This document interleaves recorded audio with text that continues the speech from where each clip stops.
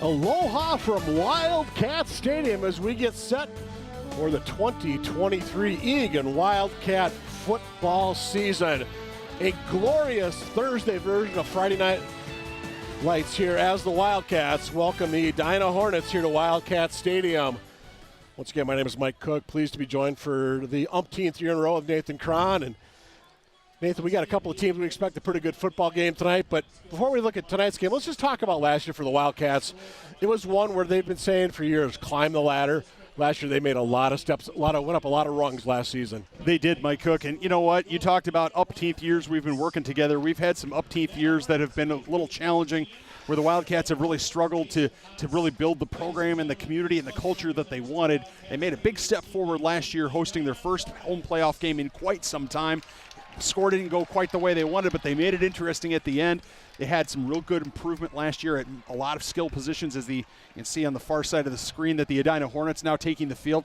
Wildcats come off a good season. They had a certain type of schedule. This year's team is going to face a tougher schedule. This year, looking at 2023, they're going to have a tougher season this year in terms of the schedule they're playing, and that tough schedule starts with the Edina Hornets. And the Cats are just about to take the field. Edina, by the way, 4-6 last season. A lot of high hopes there over in Edina this season. As we look down to our right, you look at the Edina Hornets on your screen. They're wearing the road whites in the home blues and about to take the field are the 2023 Eagan Wildcats. Led out by Coach Nick Johnson, who was the South Suburban Conference Coach of the Year last year, if I'm not mistaken, for 2022. Leading the Wildcats to a 5-3 record overall. Fifth year at the helm for NJ.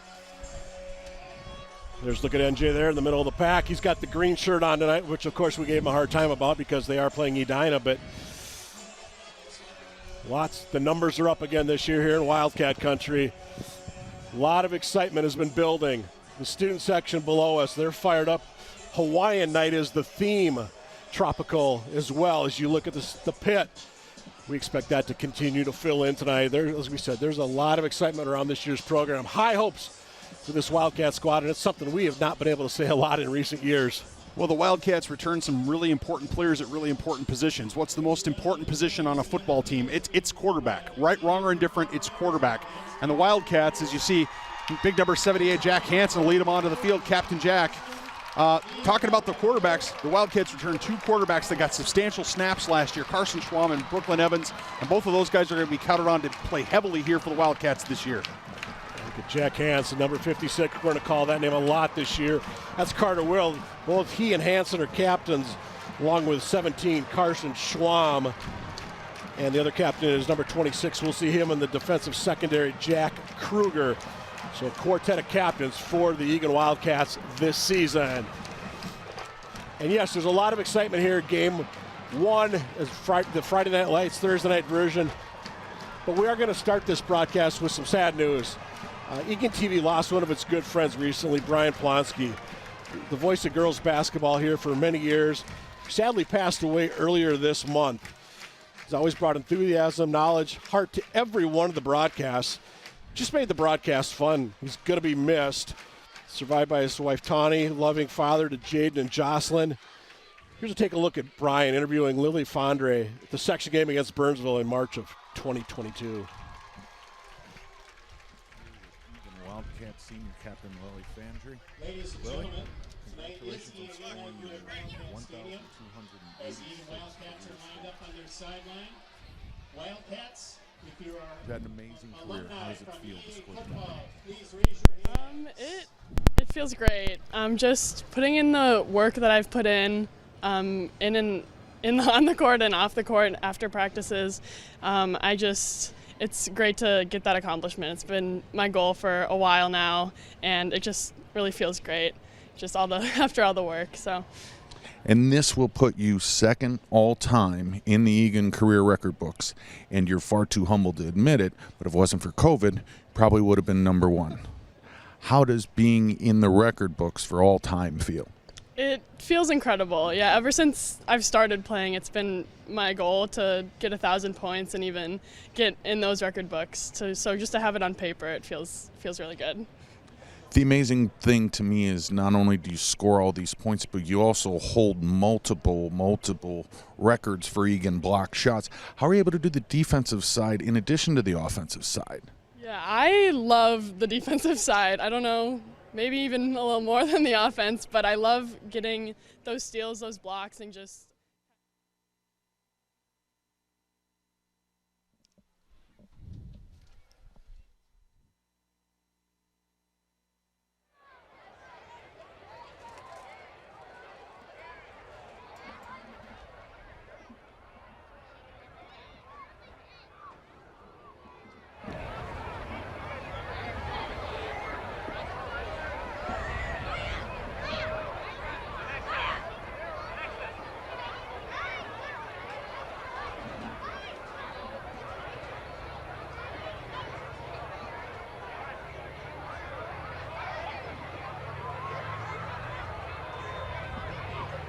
Ladies and gentlemen, at this time, the national anthem will be presented. The national anthem this evening will be performed by Maria Peterson. She is a senior here at Eagan High School. Ladies and gentlemen, our national anthem.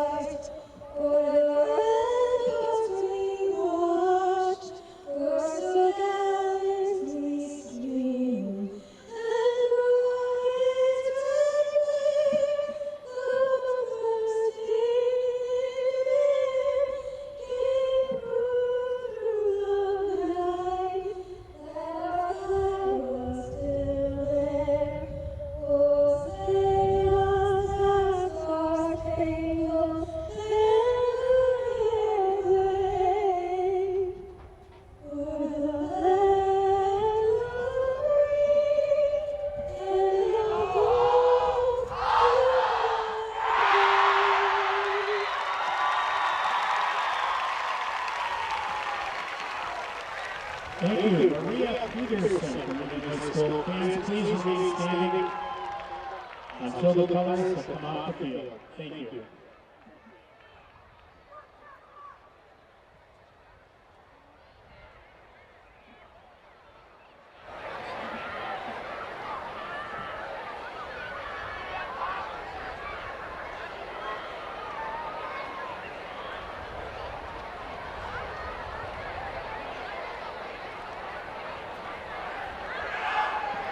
Thank you, ladies and gentlemen.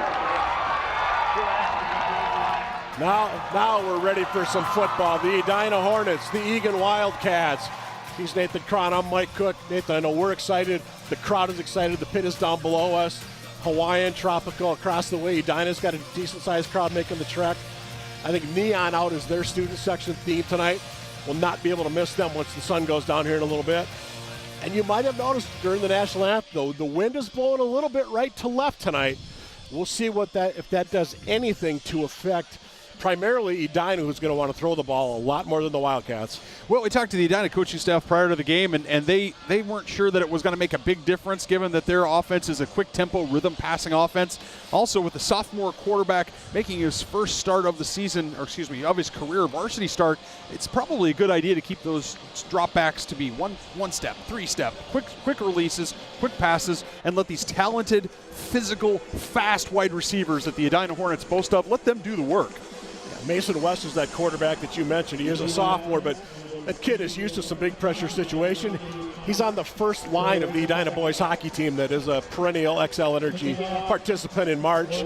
But he and the Edina offense are going to sit to start because the Wildcats are going to get the football first. Back deep, wearing the home blues. Number 4, A.J. Clark. Number 20 is Madden Eisen. Wind will be at the back of the Edina kicker.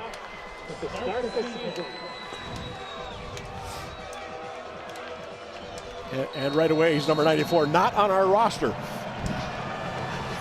And Egan's going to start at their own 20-yard line as that football safely into the end zone. William Gremmels, by the way, is the kicker as I look down. He wears number 40 in green, 94 in white. So Gremmels to the end zone, Cats to the offense. Number 17, Carson Schwam, leading the Eagan offense this year. Schwam had a really good season going last year. Injured his ankle back in the Burnsville game. I think that was about the third from the end of the season. Put him on the sideline for the remainder of the season. But Carson in his senior year, he looked very good throwing the football in practice the other day. But we also expect the Wildcats to run the football an awful lot. Nick Tesdahl alone in the backfield right now, number 31 in blue. And they're going to carry ahead. And they'll get about 4. Nice surge by the offensive line. Coach Nick Johnson, Coach Henderson, they will take that all day long. Yeah, it's the option offense that we've come to know over Coach NJ's tenure here over the last 5 years. To start with, it really wasn't fully implemented. Now I think it's fair to say that he's got the players in the places he wants them to be, and they're able to open up the playbook a little bit more and really run that as their bread and butter. And you're right, if they stay away from negative yardage, that's going to be hard to stop. Tate Gage, number 2, he's going to go left slot for the Wildcats. Started in the backfield, moved out. Ison's going to get the ball as he swings back over. And Mason Ison, he's going to go lose about 3, gets back to the 21. A swarm of Hornets bringing him down, including leading the way, Kate Chrysler, defensive lineman. One of just 2 defenders back on that Edina squad from last season.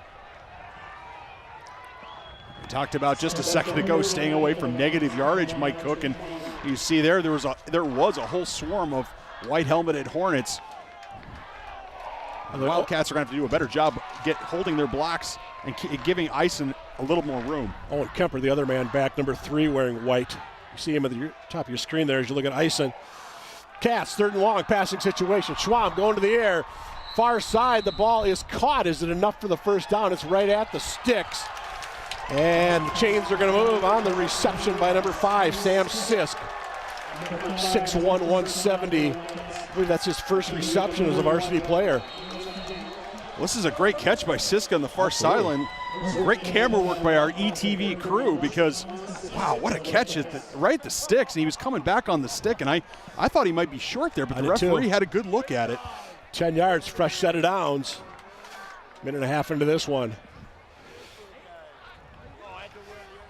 Schwam, he'll keep. Schwam will keep. Yeah, and Schwam picks up maybe about 3 that time. Tripped up that time by Chrysler. By the way, Cole Meyer is the Eagan center tonight. And we've got the rest of the offensive line.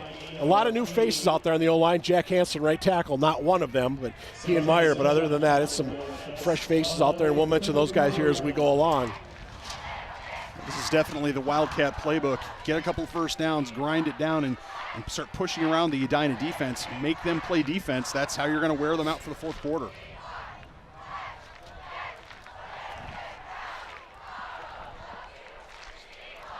Ison goes in motion once again. Schwam keeps. Schwam might have got a yard at best. He fell forward, maybe picked up a little bit of green, but not much as he was swarmed under again by the Edina defense. Good surge by the boys in white. Yeah, good flow that time, I thought, by Edina. Nice job of getting to the point of attack with multiple helmets. I mean, Schwab's a physical quarterback. He can break an arm tackle, but if you tackle him with 3 or 4 guys, well, it doesn't matter what quarterback you are, you're going to go down. 52 in white's the guy to keep an eye on tonight. Brody Perry, coach calls him the Terminator. So keep an eye on him on that defensive line for Edina. That's setting the standard pretty high. Pretty much. Schwab will go to the air again here on 3rd and long. He'll keep, maybe should have went to the air, only gets a couple of yards, and it's going to be punt time for the Eagan Wildcats. Good job by that Edina defense, limiting the carry to about 3 yards that time. And it looks like into punt for the Wildcats is going to be Elijah Montour, where's number 12. And back deep for the Hornets will be number 26, Trillin Sorrell. Sorrell, I know, is getting some looks for some next level participation, but he's just a junior. Montour skies it. Short kick, really get a good bounce. A little bit of a favorable roll, picks up a few extra yards. And Edina will take over at their own 32-yard line with 8:02 to go. Opening quarter here on ETV. Again, you're home for Wildcat Sports. Well, we mentioned he's going to want to throw the ball. Obviously, Mason West, number 10, their quarterback. The guys to keep an eye on. Number 1 is Sonny Vegas, and number 17 is Meyer Swinney. Those are their two big guns as the receivers. Alex White is going to be lined up wide left, however, to start. Their top running back, we will get to in just a moment. West is going to throw right away. He's got his man far side. First down, Edina. That's going to be Sorrell, I believe, on the reception. Let's get out to the 46-yard line. Quick 14 for the Hornets. This is just what Jason Potts, their coach, was telling us he wanted to see tonight from the Hornets. Wind at their back. Near side. Ball just a hair behind his intended target, but that was a catchable ball. Alex White just through his hands. 2nd and 10, Hornets. Excuse me, Mike, but the Hornet defense has a lot of new faces out there. The Wildcat defense also has some new faces out there, not only because of graduation last year, but also because of some injuries. Absolutely. And so they're missing some big guys out there, and so it's going to be huge for them to be able to play tough with this Hornet offensive line. Sending a man in motion, that's Swinney. Hornets going to run for the first time tonight. They're going to lose a yard on that first carry. Good surge by that Eagan defense. First man in was 52. That was Bennett Larson. 6'1", 220 at the nose position. His first varsity start. Well, gee whiz, if you're going to do that on every play, you're going to have a second or third varsity start. Larson just shucked I couldn't tell if it was the guard or center, but he shucked him to the side and just walked right into the backfield. Running back had nowhere to go. Nice technique that time by Larson. West, you would think, passing situation for the Hornets. Swinney shifts. They've got 3 receivers to the right. West looks that way. He's got it coming across the middle. He's got his man. What a catch that time by Swinney. Down to the Wildcat 30, and you could not throw that football any better. You couldn't throw it any better. You couldn't catch it any better. What a catch. One-handed coming up to claim that ball. That ball was sailing a little bit, to be fair. Look at this catch. Well, let's not crown anybody yet, but I mean, you keep doing that for the rest of the game, you're going to be in good shape. First down, Wildcat 30.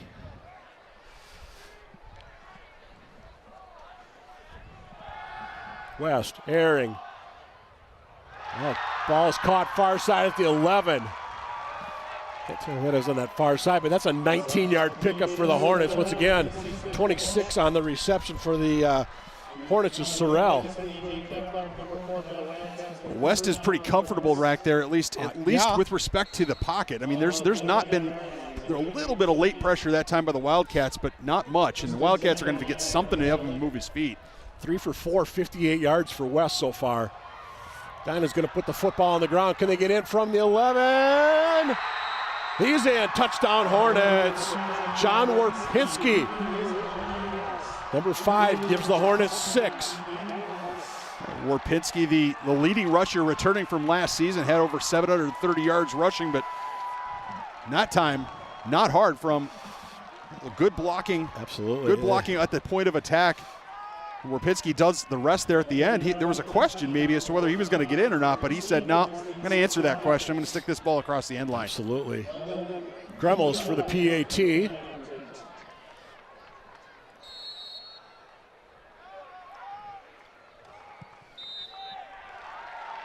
And you can count that. 7-0 Hornets in a drive that took, 141-44 on that drive, and that went 6 plays, 68 yards. It's certainly a bit of a quick strike, and you know, it's interesting. I mean, that big pass to Swinney was really the big one downfield. The rest of those passes were of medium range, and the wide receivers are just able to make things happen. Absolutely. Well, let's see how the Cats respond. We asked Nick Johnson before the game, hey, if Edina goes down and gets one, is this the kind of Eagan team that these guys they're not going to hang their heads? And he doesn't think they are. So let's indeed see what the Cats, if they can prove NJ right. Well, they shouldn't. The Wildcats competed last year with some very good football teams. Absolutely. They're a quality. They've developed into a quality program. There's no reason that they should say, game's over, we're done. No, absolutely not. They should absolutely believe that they can climb back into this football game. Come on, it's the first quarter. They're down by a touchdown. Exactly. Not even halfway through the first quarter. Eagan cheerleaders trying to get the pit involved. I can tell you what will get the pit involved is a big play for the Wildcats. Let's see if it comes up here in this next series. Absolutely. Grummel's put it into the end zone last time. Ditto.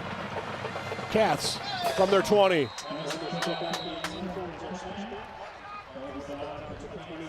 Well, Cats got one first down last time they had the football. And Schwam is going to continue to be your quarterback.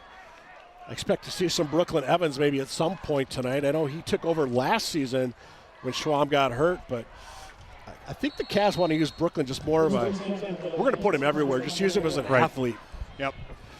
You've got a senior signal caller who runs the option well. Let's let him get into the groove and get him some rhythm. Absolutely. So down by 7, Cats, second opportunity on offense. And it's going to be 2nd and 10. Edina all over that play. 32, Sawyer Jazerski among those in there for the Hornets. Just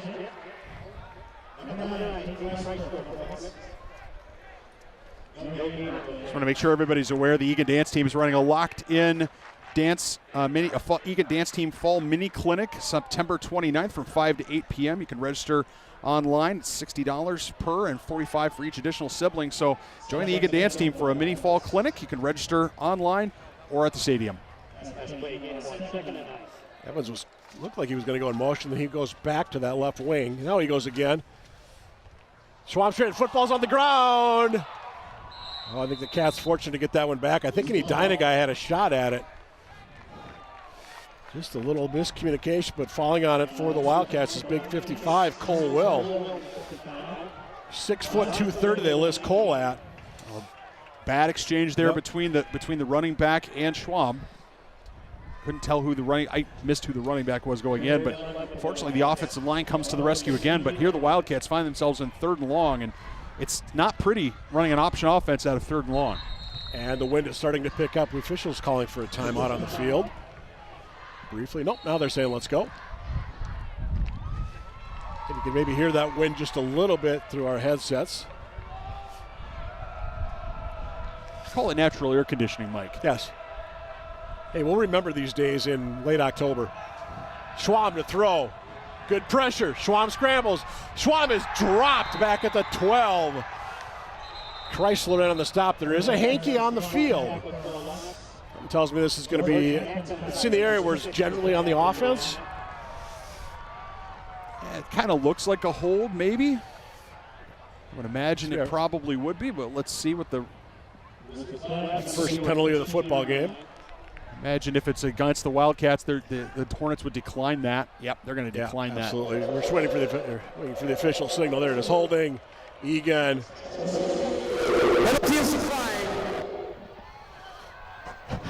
Trust us, they said holding Eagan despite the static. That was a loss of 7 on that play. But good pressure by the Hornets.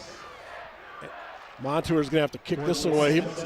He'll receive this football at about the goal line. A little bit of frustration there for the offensive line, I think, for the Wildcats.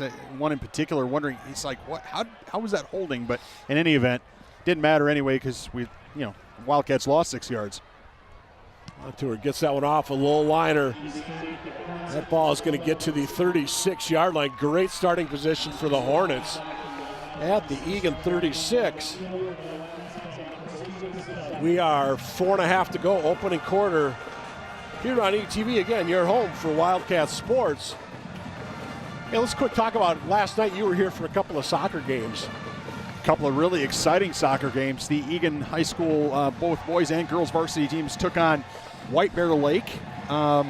And the boys had eked out a 1-1 draw. Very even game based on the performance of the two teams. And the girls ended up with a 3-3 draw and a whole pile of controversy at the end. More on that later. Hornets on that last drive, they went 6 plays, 68 yards. And their first play on this drive is going to be an incomplete pass, as Vegas was the intended target, number 1.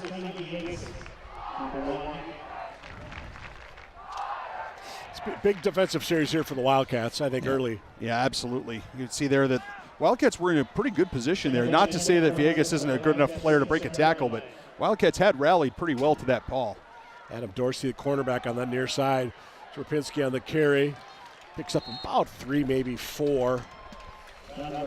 Stopped on that play by number 27, Christian Langhorst.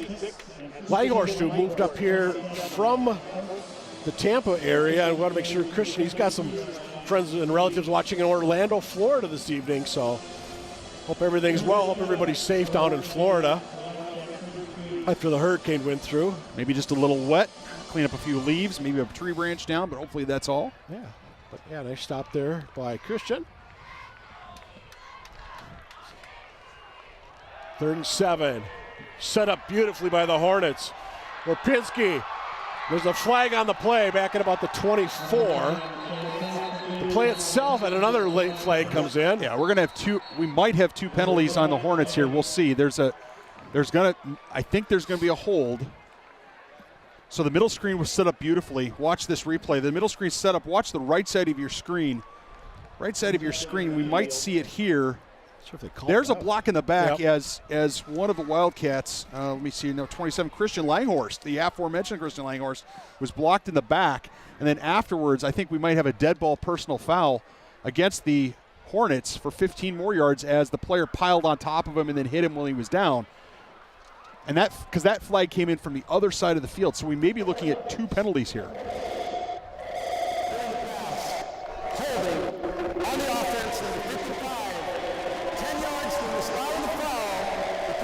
Okay, so the referee from the far side was only calling the hold. It wasn't a personal foul penalty. There was a little bit of extra in that. So you always wonder because he must have seen that hanky down already on the turf, and for him to throw another hanky, I thought maybe he was calling a personal foul penalty, but not the case.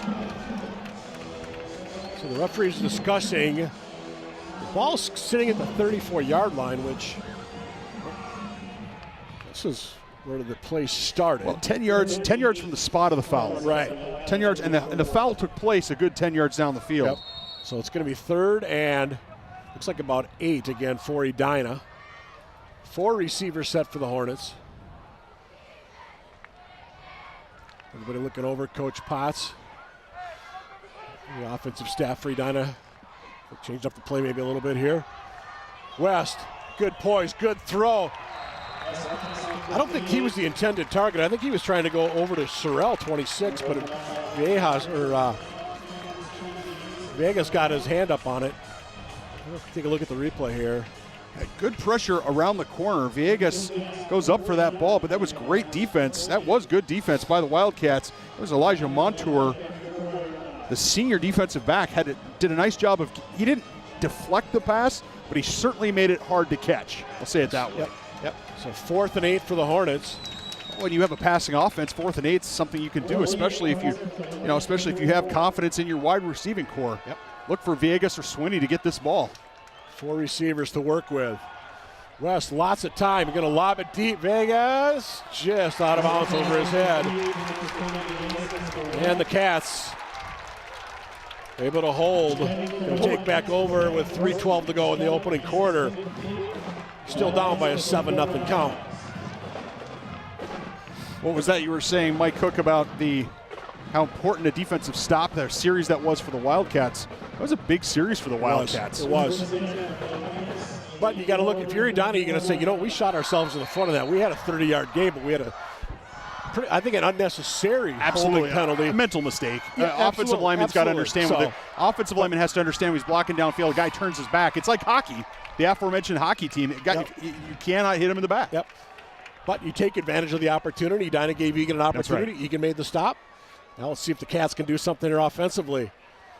This is Evans now in at quarterback, and he'll get around right side, maybe get a couple of yards.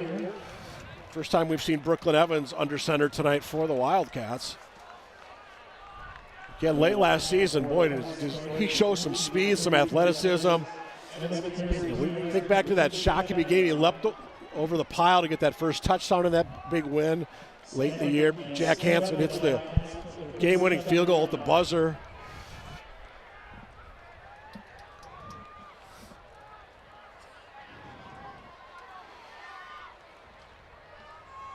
Evans will keep it. Evans is going to get dropped again, maybe a couple of yards that time. Wrapped up from behind. Number 6 for the Hornets in on the stop that time is George McIntyre, senior D lineman. And you would think it's going to be a passing situation for the Cats, but with Brooklyn at quarterback, you never know. Well, look, the Wildcats, Wildcats have enough speed in their in their offensive backfield that if they get a crease or get a hole or get a broken tackle, they can get your big chunks of yardage. Absolutely. I think the question here is can they do it between the tackles, or are they going to have to go outside? Keep an eye on number 2, Tate Gage, over at the wing there. Let's see if they do something with Tate. Tate's got some good wheels. Timeout taken by presumably the Wildcats, and indeed it is. Timeout. I was going to say timeout EHS. Well, okay, which one? Yeah, I'm trying to keep my notes here for the game. My game notes, and both teams usually it's E for Eagan and exactly R for Rosemount or something like that. But of course Edina, and Eastview is easy because it's EV, right? Exactly. But ED doesn't seem right for Edina. It's just doesn't work for me. So hey, it's week 1. Smart though, I think, here to take a timeout. Absolutely. Get the timeout. Make sure you've got the package you want out there, but also make sure you've got everybody understands their assignments, right? I mean, it would not shock me, given the way the last 2 punts have gone. It wouldn't shock me that if they get 3 yards on this play, it wouldn't shock me if they go for a fourth down. They might. It would not. I mean, I could see an argument that says, hey, we're not going to give up that much field position if we turn it over at midfield versus if we try to hit a punt into this strong wind. Now, that being said, clock's at 1:47. Right. So I mean that's and there's no way that's gonna that's not gonna run down into the second quarter. So right now you got Eisen as your deep back. 31, Nick Tesdahl, the senior, is your up back. Just one receiver in this formation for the Wildcats. Brooklyn will keep it, and Brooklyn will get maybe a yard. And we got a late flag, however. Nick Johnson is. And Jay went on. I think he kind of patted the official on the arm. And if that's the case, I'm assuming this one's going to be on Edina. Well, let's see if we can pick it up on the replay. Evans goes to the outside. There's 3. I wonder if it's that he was hit to the head. I wonder if he's going down and the Edina defender comes up. Watch his arms. Yep. Watch his forearms here. 29. Evans is down, and yeah, 29 is coming in from the right. I stand corrected. Yeah, I think that's what they're going to call a blow to the head. That's going to be 15 yards. Yep. That's a tough play because you're making the play, and then now the quarterback goes down, and you're in no man's land.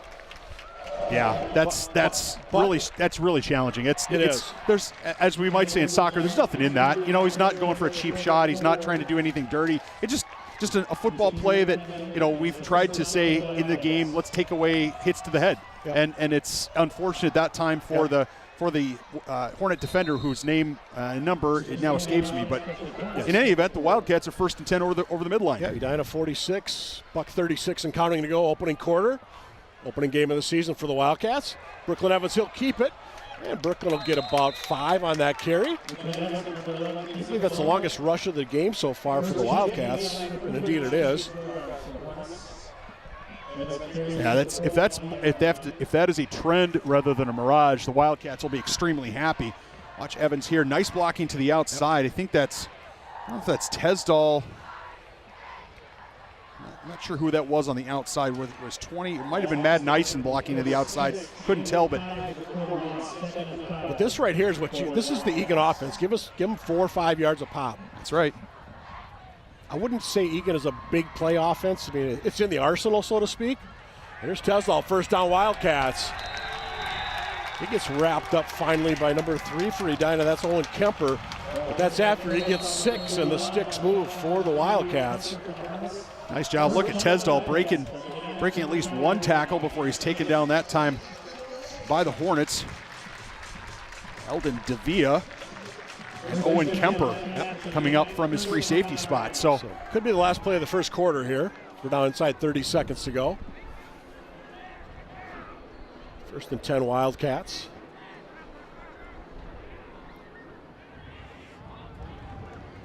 Evans keeps. Evans loses a yard.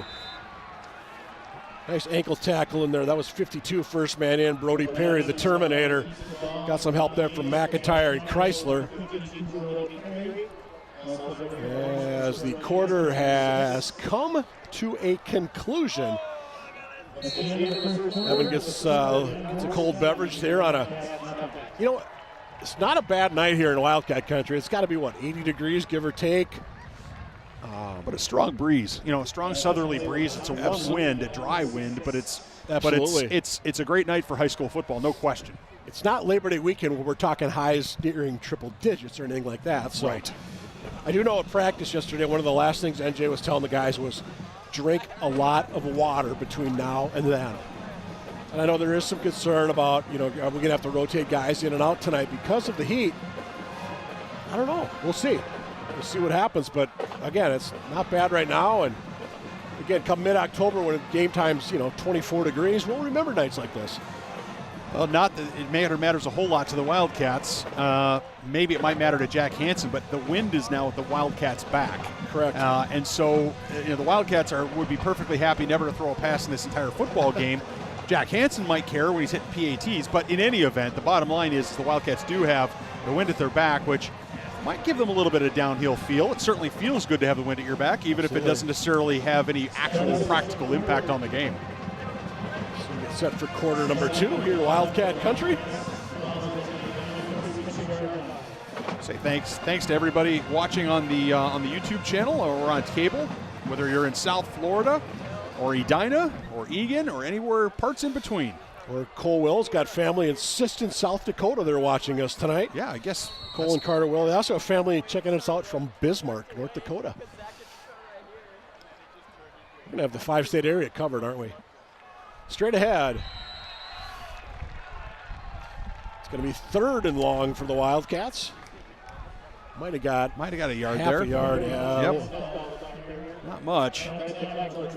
Well, it's interesting. The Wildcats haven't shown a lot of this, Mike, in the past seasons. They have not shown what you and I would describe as an old school I formation. They've run their option out of a single ace back or one back set with 2 wings or wings of some sort, maybe a double tight end, whatever it is. But it's a little bit different. Now they revert to something we've seen a lot more, but that I formation's new. 3rd and long for the Cats. Brooklyn, yeah, he'll pitch it back. Ison's got some wheels. Can he get a hole? He gets down to about the 29. And Cats, I would imagine, are going for this on 4th and 4. Yeah, I think even with Jack Hansen's leg able to hit from probably not this far. Not quite this far. This would be about a 46-yarder. 46, 47-yard field goal. That would be testing the limits probably. And given that you just have a little ice and just got you 6 or 7, I might give it to him one more time. Carson Schwam back into the game, 17. And he'll take the snap. Interesting choice here by NJ to switch up your quarterbacks on 4th down. Schwam going to the air. Schwam going deep. Just a hair too far, going deep down the sideline, or toward the middle. I think that was icing the intended target. I checked that. That was number 5, the intended target. But Sam Sisk, by the way. What's the yellow hanky about? Well, it was in the area of it could be offensive holding. And I think it is, judging by the reaction of the Wildcats. But it also could be roughing the passer. Well, but I see everybody. Yeah, Wildcat defense is coming out of the field. Yep. Must be holding. Yep. So my eyes went with the ball. Yep, holding offense. Decline. So 10.5 to go before halftime. Edina to take over on their own 28-yard line. First time the Hornets will go into the win tonight. And look at Mason West, number 10. That's also his grade, the quarterback for the Edina Hornets. John Warpinski, the running back, number 5. And Warpinski will get out across the 30, met by a number of Eagan Wildcat defenders. Minimal pickup that time for the Hornets. Ozzie Cooper was coming up from his linebacker spot. I think he got up there into part of it. Take a look at that replay. Good job by the Eagan D. Yeah, Cooper. Cooper got in there late. Carter Will. Langhorst was there to clean it up. So, yeah, a lot of hats on the ball, which is absolutely what you have to have. The Wildcats could certainly use a turnover, a defensive stop here, force the Hornets to punt into that wind, and see what they can do before halftime. Got a little equipment issue there for the Wildcats. Everybody seems to be ready to go now. 2nd and 8 Hornets. 3 receivers this time. Across the middle, wide open, Bobbleton catches it, pops it out. Now they're going to say he did not have control. Yeah. And I think that's the right call. Yeah, it is the right call. It would have been an absolutely magnificent interception had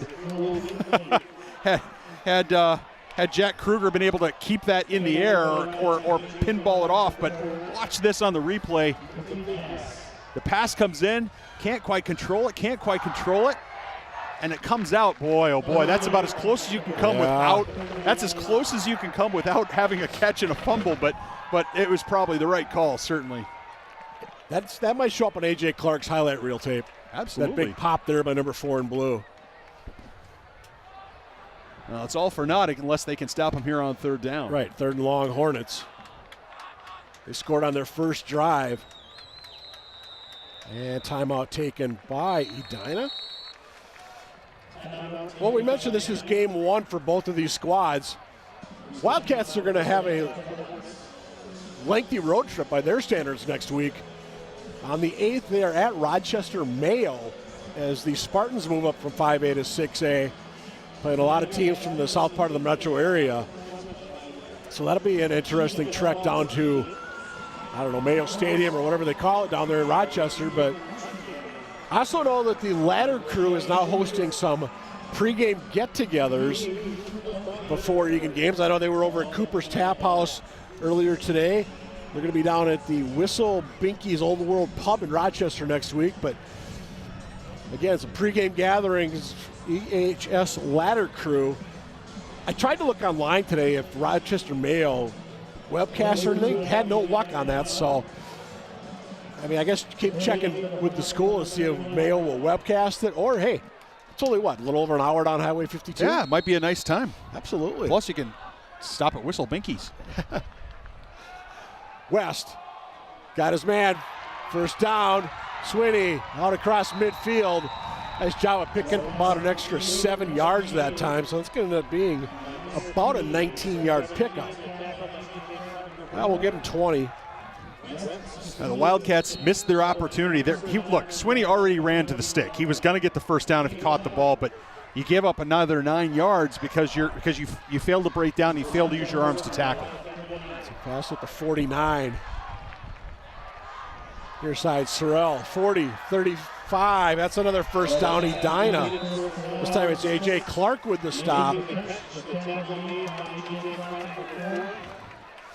So just like that, the Hornets pick up about 34 yards in 2 plays. Yeah, they go from 3rd and long as this gets swung out. Nicely done.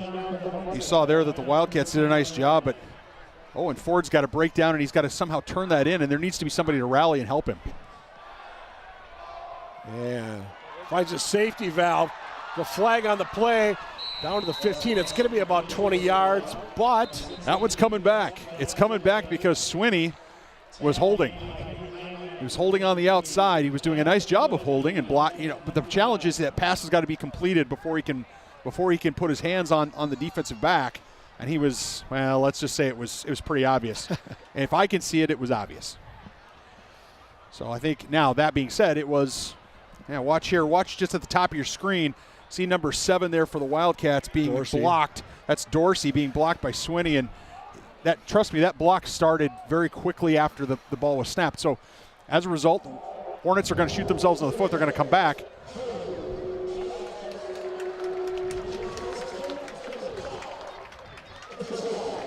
Supposed to be 10 yards from the previous spot. So the ball will come back to about the, let's see, looks like about the 40. They're going to stop at the 35. The Edina guys went back a little further than that. So it's going to be. So it's 1st and 10 again. Basically. It's 1st and 10 again, yep. No change. So as you were.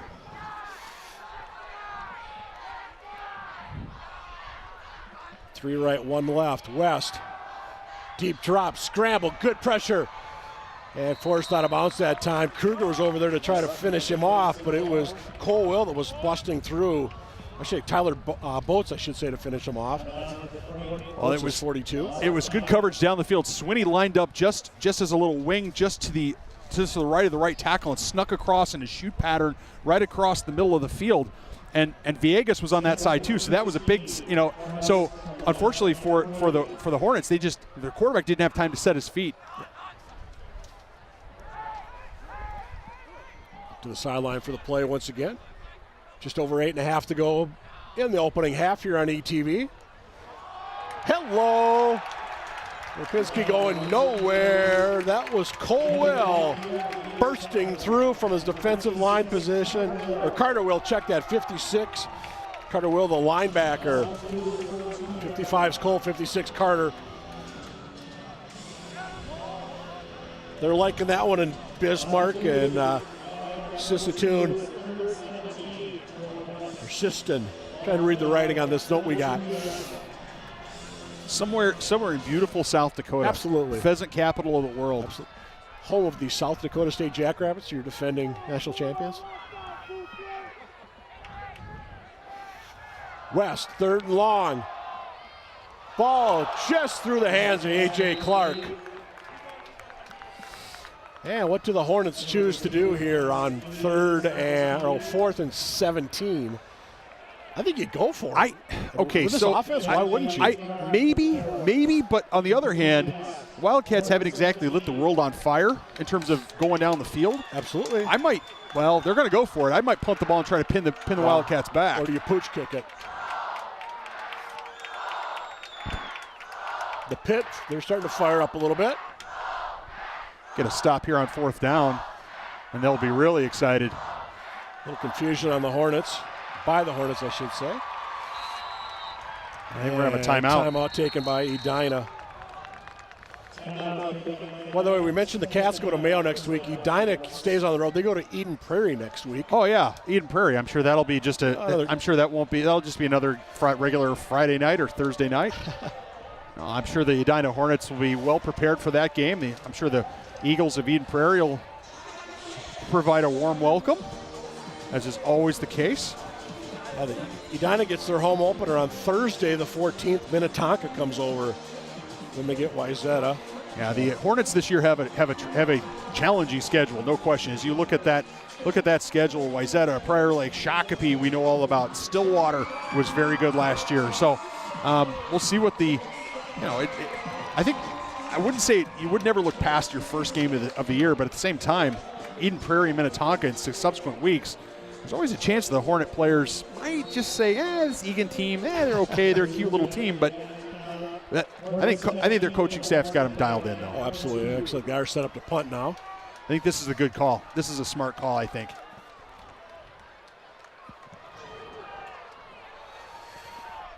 Ball is will get to the end zone. It will be down. We lost control.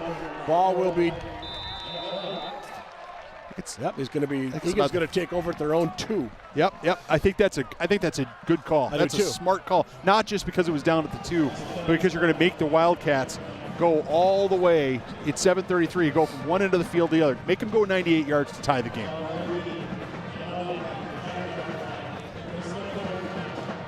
Well, the wind will be at their back, and they're. Let's see. Are they going to spot? Actually, they're going to move it out to about the 3, about the 5. Actually. 5. Okay. Well. That's where that's probably where it was first touched. That was probably where it was first touched by the player, and then you're there was right. a bit of an oops there. Yep, 7:33 to go in the half. Still 7-0 Hornets here on ETV. You're home for Wildcat Sports. So another stop for the Wildcat defense, Mike Cook. So, I mean, that's a positive sign, and they're something positive going for them. Sure, a holding penalty helps, but you'll take what you can get. Absolutely. You just don't take a safety. And you won't on a play like that. That'll get you about 5. Nice call on first down. Just kind of get yourself a little more room there. Absolutely. Schwam on the carry. Check that, Brooklyn Evans. Should have known better. Second series in a row for Evans. Yep.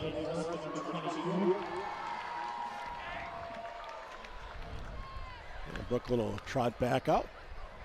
Eagan still has both timeouts, although there's still 7+ minutes to go in the half. Well, it's a relevant point when you have an option offense, though. You never know how long it's going to take you to go 98 yards if you go that far. The Caps would love to milk this clock. As weird as that is to say. Evans pitch. Ison. Oh, we got a flag on the play. That was Gage, actually, but this one is coming back. 2, not 20. But Edina is already pointing back at the Wildcats. Yeah, it's either going to be a clip. Let's see if we can pick it up on the top of the screen. I'm not sure. Okay, so we saw an Edina player in the air. We saw Gage on the ground. I'm not sure if it was a clip or a block in the back. I think it was right before that. Yeah, I think it was just before that. Well, here's the official signal. Yeah, it's blocking the back. Yep.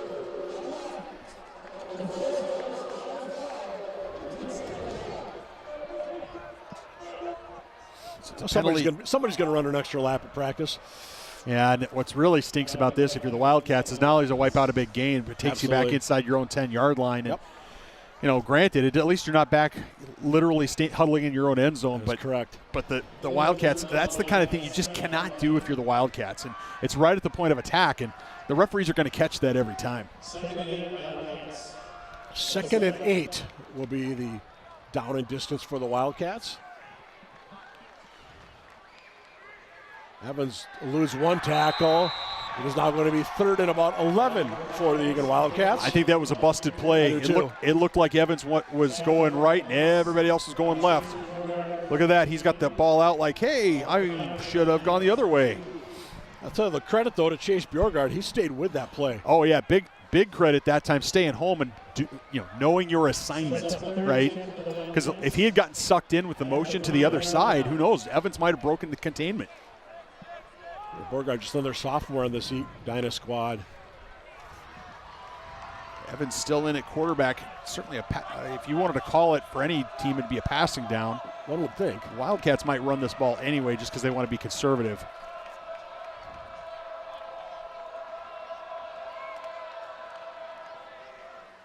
And indeed, that is the call. About 5 yards. They did hang on to the football, but time to punt this one away, and it should be good field position for the Edina Hornets. Already up by 7.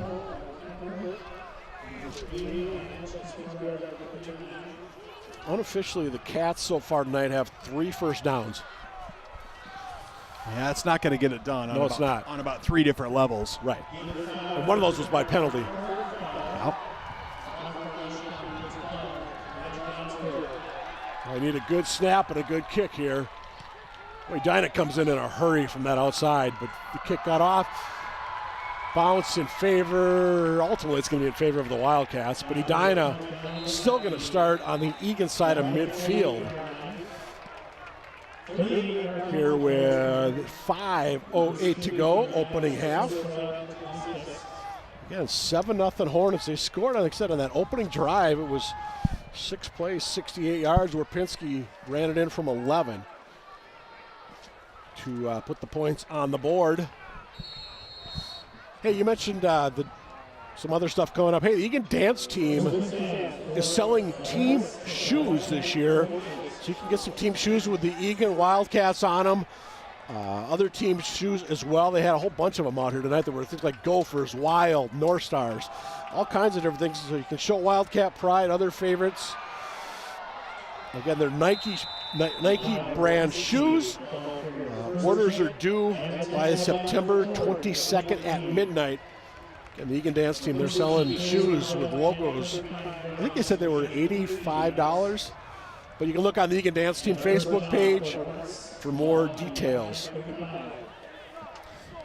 The Wildcats that time managed to give up a big chunk of yardage to create another 1st and 10 here for the Hornets, and that's not a good trend. Rapinski loses one tackle, picks up about 8 as he gets into that second half of the Eagan defense. 2 Wildcats had a chance at him, Mike Cook, and neither one was able to come up with the tackle. And we talked to the Wildcat coaching staff prior to the game, and they talked about the need to make tackles when you have your first opportunity.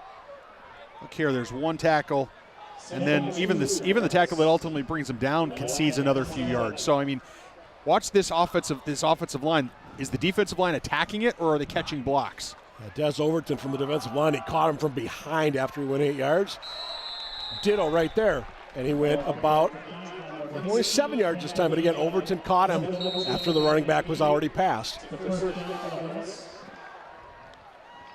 first down, Edina at the Wildcat 23-yard line, we'll call it. This Wildcat defensive line, watch them catch blocks rather than attack the line of scrimmage. It's something I've said for years, and it's something that has to be done. If you're going to play D-line, you got to attack the line of scrimmage, not sit back and catch blocks. Weston the Hornets looking to put one more on the board here before the half. Swinney's a good man to go to. That's going to be close to a first down. Looks like he's going to be just a hair shy on a 9-yard catch. The Wildcats are going to need a big play here, Mike Cook, to keep the Hornets off the board. It's a nice job by Swinney catching the ball, making sure he's got it, turning it upfield. And again, tackles are, he's dragging tacklers. The Wildcats have got to attack the ball rather than catch it. But like on that play, there was nobody on him until he's gained 6 or 7 yards either. Some would argue a free play here, 2nd and short. Oh, come near side, why not? Going to the end zone, I think he's in. Touchdown, Hornets. Sonny Villegas from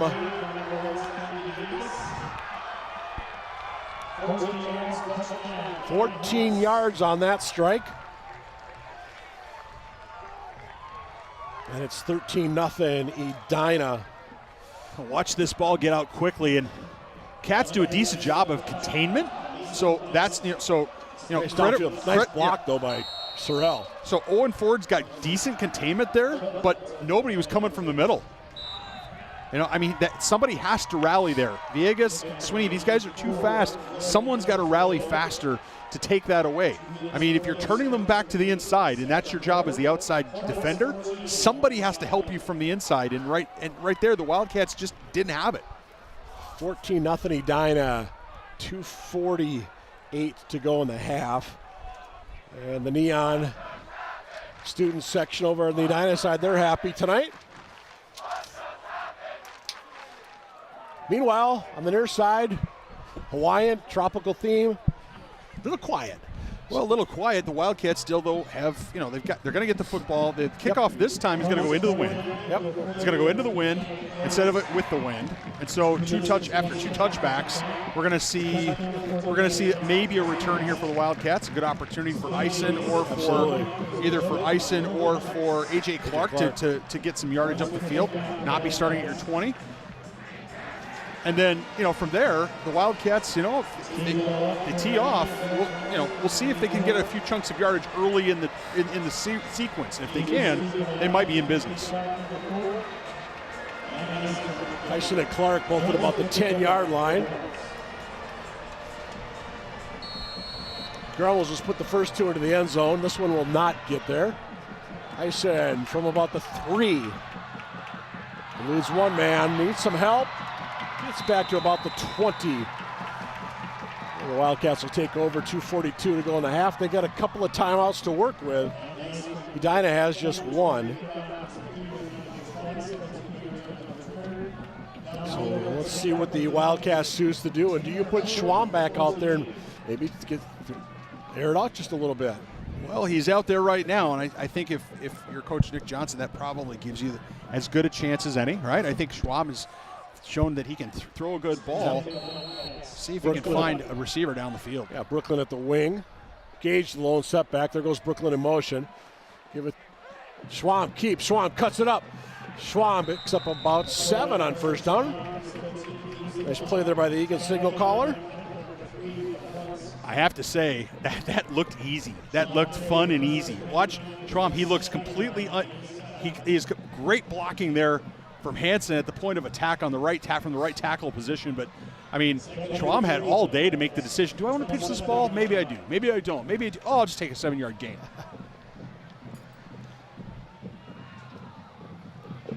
Second and 3, Cats. Schwam keeps. Maybe gets a yard at most on that one.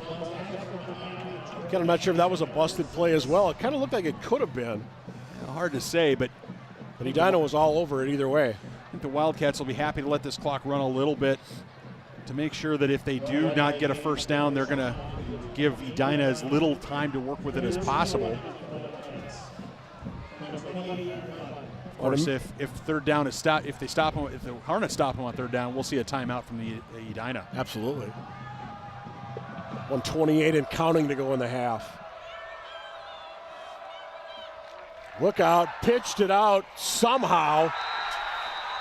I would imagine this will be the timeout taken by Edina. There's a late flag. What's this one going to be about? Frustration penalty here. I'm not sure what's be my guess. Some sort of frustration penalty. If it's against the Wildcats, shame on them. If it's against Edina, shame on them. And it's going to be 15 yards going the other way. Let's take a look. Here's the replay. Let's see if we can see something at the end. It was well after the play. Is it up the shot? We're going to call a late. Are they going to get up on the head on that tackle? I don't think so. I don't think it's high. I don't think it's a high tackle. No, I don't think so. I wonder if either, it's but officials are still talking. There was a bit of a conflagration after the ball carrier was on the ground. Makes me, and they're walking off 15. Looks like against the Hornets. Unsportsmanlike.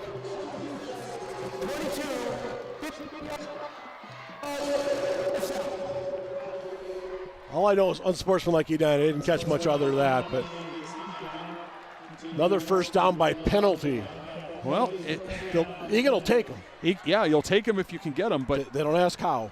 But the Hornets have got to stay disciplined here. They've got a 2-touchdown lead, but they've given the Wildcats some new life here late in this first half. 1:16 to go in the half. 2 timeouts still for Eagan. Schwam pitch. Eisen loses a helmet, and he loses a couple of yards too. I think the rule in high school football is when the ball carrier's helmet does come off. They blow the play dead immedially, and Eisen's got to go to the sideline because his helmet came off. I agree with everything you just said. I think that's the rule. I believe so too. So it's going to be a loss of 1 on first down. Took 7 seconds. And I think because, let's see, are they going to start the clock? Yep, they've started the clock. Yep. So I imagine the Wildcats will run this ball 3 more times, or twice more, see if they can run this clock down, as well as see if they can break one. Schwam just one receiver to his right. He's going to go that way. That's Sisk on the far side. That's going to be close to a first down. Let's check on the spot. I think he's going to be just shy, though, based on the official. Yeah, so it'll be 3rd and short, 3rd and 2 from about midfield, 48-yard line. Nice job by Schwam, stepping back, good protection. Nice route. Nice route to the outside. They were working on that route an awful lot the other day in practice. Well, if you've got a lot of defensive backs with their eyes in the offensive backfield, an out route is a good one because it's hard for them to run one way and look the other way. Whistle, we have a timeout, I believe. I don't know, NJ's just off the sideline. Not sure what's going on. Schwam is coming over to the near side. By the way, I want to say hello to Carson Schwam's got fans down in Dallas watching us tonight. Hoping to see number 17 in the Wildcats able to get some points on the board on this drive.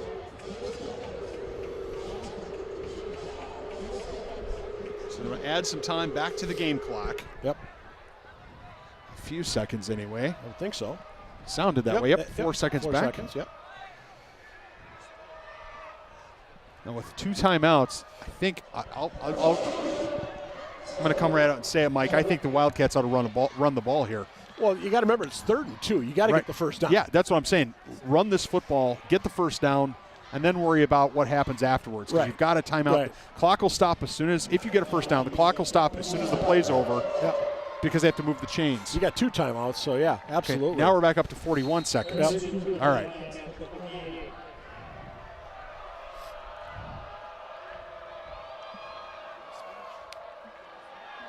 Okay, well, that didn't work. So it's 4th and 2. Again, that Edina defense was all over that play. I think Chrysler leading the way. And now it's 4th and 2. Timeout, timeout taken by the Hornets. Good timeout for Edina right here. Absolutely. Smart to, lucky that they had, that the extra timeout in their pocket, and it makes a big difference here late in this first half. Wildcats probably would have let that clock run all the way down and gone into halftime, but now they've got a decision to make. Coach NJ's got, is this a punt? And, where Edina maybe, because you've got the wind behind you, and maybe Edina just says, fine, we'll kneel on it and go into halftime up 2 touchdowns, or is it a situation where Coach NJ wants to go for it? Historically, Mike Cook, I would say NJ's been more aggressive on 4th down and 4th and short at midfield like this, but that also has something to do with where you're at as a program, too. Sometimes you just have to do it because you don't know how many chances you're going to get. This is a different Eagan team, right? This is a different vibe and a different culture and a different Eagan team. So maybe it's, hey, we're not desperate. We're not going to belie our desperation or suggest we're desperate here by going for it. We're just going to punt the ball away and trust our defense is going to keep them off the field for another 20 seconds. Out of the end zone for 20 seconds. You could think that way. I don't think we're going to see that, but we could. I do think we're going to see a lot of people here at halftime. They're going to be heading up to Finer Meats and Eats in the Brick Oven Bus. A couple of the food vendors here tonight, part of the Friday Night Lights special Thursday edition. Both Finer Meats and Eats and Brick Oven Bus are going to be here for all 4 home games this year. Cannot go wrong with either of them. 4th and 2.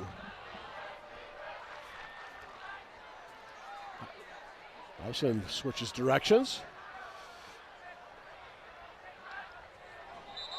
And what do we got? That's got to be against the Wildcats. False start. Cats left guard Kick jumped. away now. The Cats left guard jumped. Now, that being said, it may have been the intent to try to draw Edina off anyway. I'm not saying it was, but it might have been. We'll have to find out later. But a left guard jumped, could not see the number, but it was the left guard who twitched. Yeah, well, let's take a look. Here's the replay. Yep. The Edina Hornets defenders were correct. That is absolutely a false start. Well, if you're Edina, don't you send the house here after this kick? And it's going to work because, oh my gosh. Fortuitous bounce. Sick. Can he get to the end zone? It is going to be down at the 4-yard line. Well, could this get any worse for the Eagan Wildcats here in the last 30 seconds of the half? As Eldon Davia takes it to the 4. Well, it was a bad snap. Punter. Well, he just dropped it. It's at his knees. The snap's supposed to be somewhere between mid-thigh and his numbers. So that being said, I think the Wildcats here have got it. I mean, they've got 1, maybe 2 plays. We'll see. Edina probably going to throw the ball here on first down, and then that way, if it's incomplete, they can come back and run it on. Yeah. They can come back and run it on second down if they need to. Sure, because they have no timeouts. But the Wildcats do, and guess what? They just burned one. Yeah, so well, you better make sure you got your house in order. Well, the other thing is, anytime you have a quick change like this, the momentum's completely with the team that got the turnover, or has the momentum. Anything you can do to slow the game down, anything you can do to increase the amount of time between what just happened and the next snap of the ball is a positive thing for your team. 100%. And by the way, did we mention Edina gets the ball to start the second half? So it's doubly important here that the Wildcats do something smart here on defense, either create a turnover, in any event, keep the Hornets out of the end zone. Absolutely. Hey, for your pre- and post-game needs, be sure to stop by Eagan Arms Public House. They've got a game day special with all Wildcat parents, fans wearing Wildcat blues. Buy one, get one on the tap pints. Eagan Arms, Public House, Lexington and Diffley. Before and after the game, right, Yep, Mike? game day special. Well, wearing your Wildcat colors. A proud sponsor of Wildcat football. Hornets, all kinds of time. Back in the end zone, that ball is... No, they're going to say he's out of bounds. I think he ran his pattern out of bounds. Yep. I think he ran his pattern. I think he was out of bounds and then bent it back in to be bent it back in. Yeah, the back judge, I think, is the guy saying, Wow. Well, the referee was right on top of it. We're not going to see it from that angle. It's still a great catch. And yeah, very much so. Still a good catch and a good pass, but I think he bent it. Stick. Oh, yeah, he was out of bounds. Yep, that right foot. Oh, yeah, go out. absolutely. Yep. Good call by the official. Yeah, absolutely. Break for the Wildcats. It took 5 seconds, by the way. Again, 14-0 Hornets. The Hornets, I do the same thing. I do the same thing I just did with if I was the Hornets. Run Yep. 2-out patterns with Viegas and Swinney and see what happens. Absolutely. Unless your tight end may be coming over the near side. Forget that idea. That's overthrown, but we've got a flag. I think we're going to have some interference on the Wildcats back there. And I think A.J. Clark's looking at it like, what, me? I don't know if it's going to be on A.J., but we'll see. I'm not certain. The wide receiver was well out by himself. I'm not sure where there's a hold. He's by himself. Yeah, ball was just well overthrown. Are they going to call? I don't know what they're going to call here. Is it possible it was a push-off? That's Is it possible they're going to call it against the Hornets? Back. I think that's what they're going to call. I mean, Viegas was well wide open. I think they're going to say that he pushed off. Yeah. Okay. Oh, Swinney, excuse me. It was not Viegas. It was Swinney. I know what you meant. But one of the reasons he was so wide open is because he had pushed off, and that's potentially a huge error. That's his second penalty. If it's Swinney, that's his second penalty of the half where he's really cost his team. You have 6 seconds left. You got to get a quick one here to even have a chance for the field goal. Well, the Wildcats need to bring the house. They need to get some pressure on West. Forget the field goal. They're going for the corner. That ball is out of bounds. Then the clock hits triple zeros. Wildcats dodge a problem late. Trisha Burback nearly caught that ball. Trisha, the secretary for the ladder crew. Very nicely done. Yeah. So the Wildcats head back to the locker room, only down by a 14-0 count. Hornets coaching staff and players wondering if there might have been an extra second on the clock, and can't say one way or the other, but it certainly was a close call. Anyway, the officials say the half is over. The Wildcats find themselves down by 2 touchdowns. Dodged a bullet there, like you said, Mike, a huge bullet. But they've got work to do in this second half. 100%. So Hornets are heading off up 14. The Hawaiian-themed pit is looking for something to cheer about in the second half. We'll see if they've got something when we come back. You're watching Eagan Wildcat football on ETV.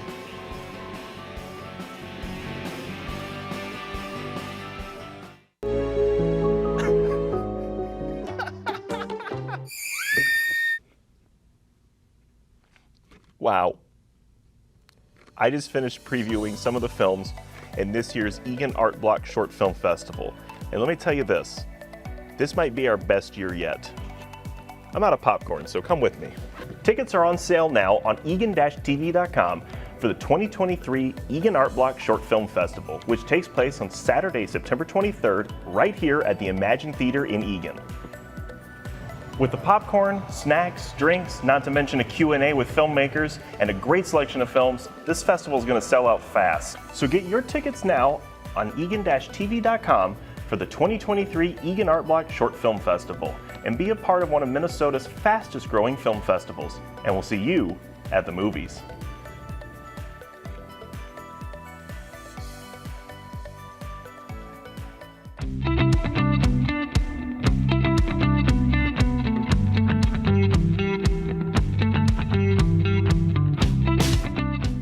Today we're doing the annual Cats vs. Cops, where we play a 7-on-7 game against the cops here in Eagan. This was actually an idea a couple years ago of our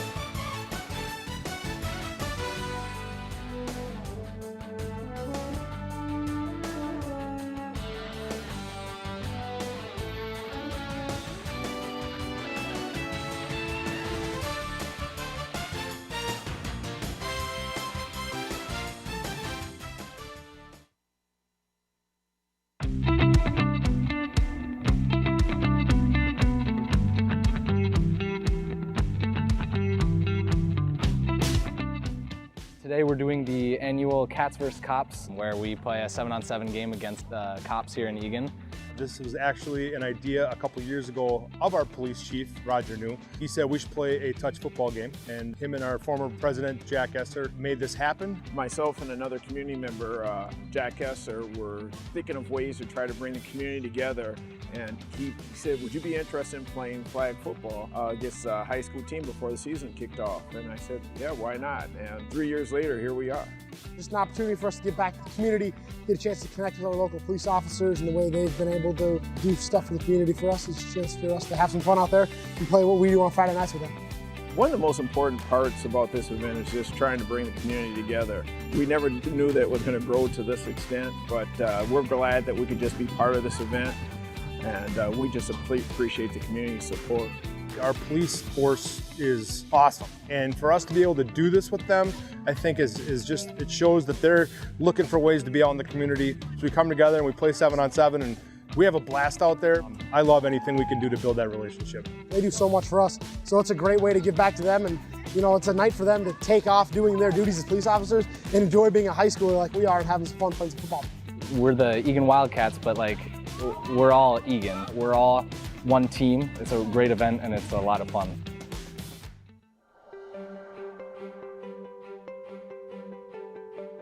A small area plan offers us a formal method to look at a particular area in detail.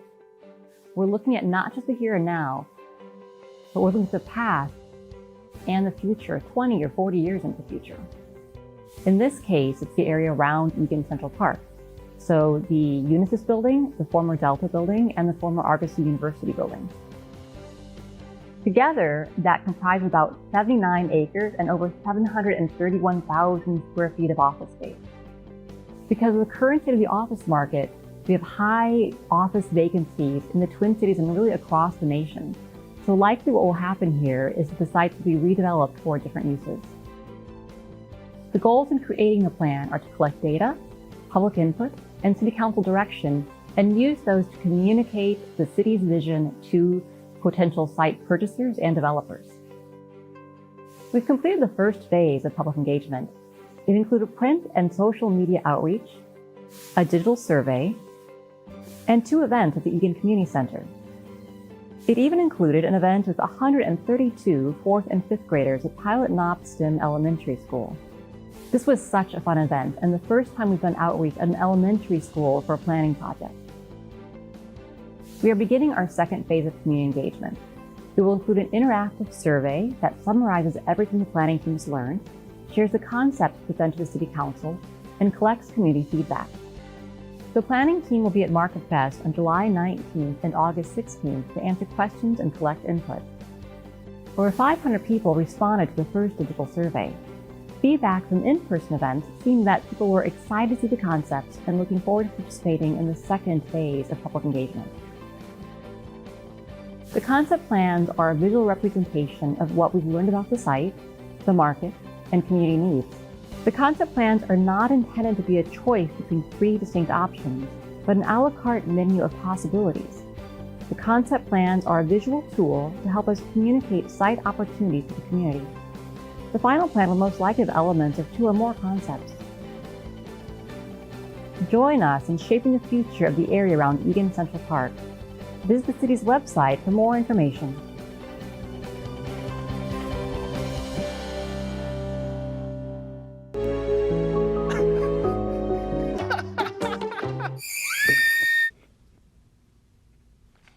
Wow.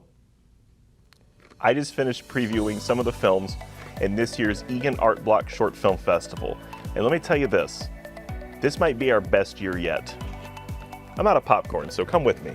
Tickets are on sale now on eagan-tv.com for the 2023 Eagan Art Block Short Film Festival, which takes place on Saturday, September 23rd, right here at the Imagine Theater in Eagan. With the popcorn, snacks, drinks, not to mention a Q&A with filmmakers, and a great selection of films, this festival is going to sell out fast. So get your tickets now on eagan-tv.com for the 2023 Eagan Art Block Short Film Festival, and be a part of one of Minnesota's fastest growing film festivals. And we'll see you at the movies.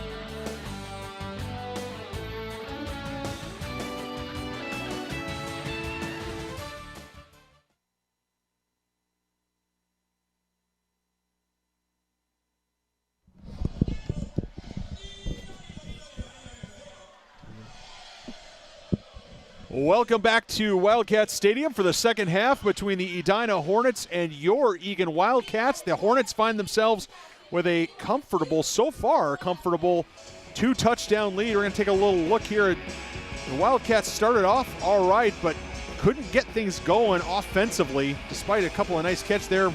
But the Edina Hornets had a handful of good catches and good runs that time by Borbinski, their running back, and then big plays by the Wildcats. A couple of them pulled back from penalty. This was an opportunity for the Wildcats they just couldn't come up with, but in any event, the Hornets managed to find the end zone twice. Wildcats dodged a bullet, as you heard Mike Cook call that at the end of the first half, keeping the Hornets out. It was 1st and goal from the 2-yard line. The 5, I think. 5-yard line, and the Wildcats were able to defensively stay stout, helped by a big penalty from the all-world receiver for the Hornets, Swinney, his second of the half. So in any event, the Wildcats find themselves on the wrong end of the scoreboard, Mike Cook, and of course, coming back for this second half, they'll also be kicking the ball away to the Hornets. Yeah, I think this is when they come out of the half. Eagan has to have a stop. Edina, I think they went into the locker room knowing they should be up 21-0 right now. And you think about it, if you come out, potentially you're talking 2 touchdowns there, 28-0. This one's all but over at that point. But as it is, Eagan's still in this one. You make a stop, you go down, you make a move. You never know what's going to happen. But Eagan unofficially had 60 yards of offense in that first half. Not going to cut it very often, especially at 6A. No, absolutely not. And of course, on top of that, they had, I think, the benefit of maybe 2 first downs by penalty. 3 big penalties really helped them out, either giving them first downs or keeping drives alive. And that's, again, just not going to be good enough, as the pit is still here and loud. The Edina student section on the far side is neoned out and ready to roll. They've gotten vocal as their team has put points on the board. The Wildcats have to, like you said, Mike, I think they've got to get a stop here in this first series. Well, you saw, by the way, at that intermission, you saw that Cats versus Cops package. What a fun event that was back here late July. A nail-biter of a football game. Cats score on the last play. Go for 2, get it. Cats beat the Cops 72-71. But you know what? The winner was the community that game. Obviously, a great interaction between the Eagan Police, the Eagan football team. But Open Door Pantry, a lot of money was raised for them. A lot of food was donated. Just helping out the community, which is such an important part of what this Eagan football program does. And I'm sure Edina does a lot of the same up in their area. But again, just great to see that community involvement. And it was just a wonderful late afternoon of football here in Wildcat country. Well, Cats versus Cops was a lot of fun. It's a nice way for everybody to kind of get out and celebrate football, celebrate being part of a community. Right now, the pit, as you see them jumping up and down, getting excited, they'd like to celebrate a couple of big plays here by the Wildcats. Wildcats are going to be kicking off with the win. Yep. By the way, one more thing on that Cats versus Cops game. I saw one of the cops up at the Vikings practice facility. Jomo was the cop. He's the one that told us before that game, if he catches a pass, he wants his jersey retired. He was asking me, have they retired that jersey yet? I don't remember. Did he catch a pass? He caught one, and we made note of it on the air that Jomo was. So we're waiting for a gray T-shirt to be framed, put up here in the press box in Wildcat country, or maybe it'll show up at the police station. I'm not sure. But Jomo believes he needs his jersey retired. So I'd pass it along. So look at Carson Schwam, splitting duties tonight with Brooklyn Evans, the Eagan quarterback. Again, Schwam's got his fans checking in from Dallas, Texas tonight. Jack Hansen to kick it off for the Wildcats. And that ball will be returnable from about the 8-yard line. Bouncing to the outside, getting some room out across the 30. Nice return, late flag coming in on the play. That was Scholl, I believe, on the return for Edina. Or Sorrell, check that. Number 26. A couple of quick score updates. Edina, they go to Eden Prairie next week. EP up on Buffalo 35-7 at the half. Eagan goes to Rochester Mayo Mayo leads Burnsville just 7-3 at the half. Yeah, kind of a shocker. Lakeville North up on Stillwater 21-7 at the half. Trying to sort out this penalty on the far side. I didn't see anything in the replay that looked like a penalty, but they're going to call it a block in the back against Edina, so that's going to march him, I think, 10 yards back. So it's going to wipe out the big return. I think they'll be starting just inside their own 20-yard line, if I'm not mistaken, if I'm doing my math correctly. That's Eagan High School graduate math. I was right around the 20-yard line.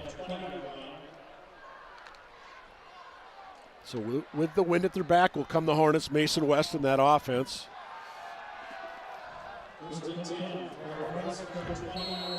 Three receivers to open the second half for the Hornets. A high snap.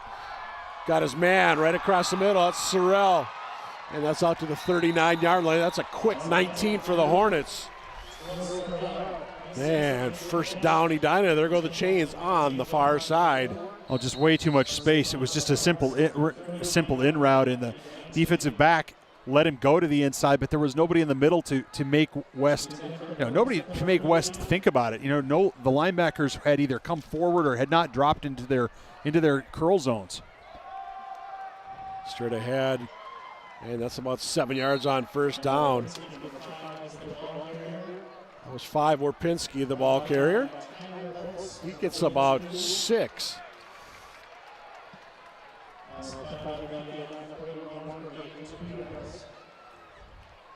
I like how Edina just does not huddle. They just get up to the line. Not quite up to the line and go, but they are fairly quick on offense.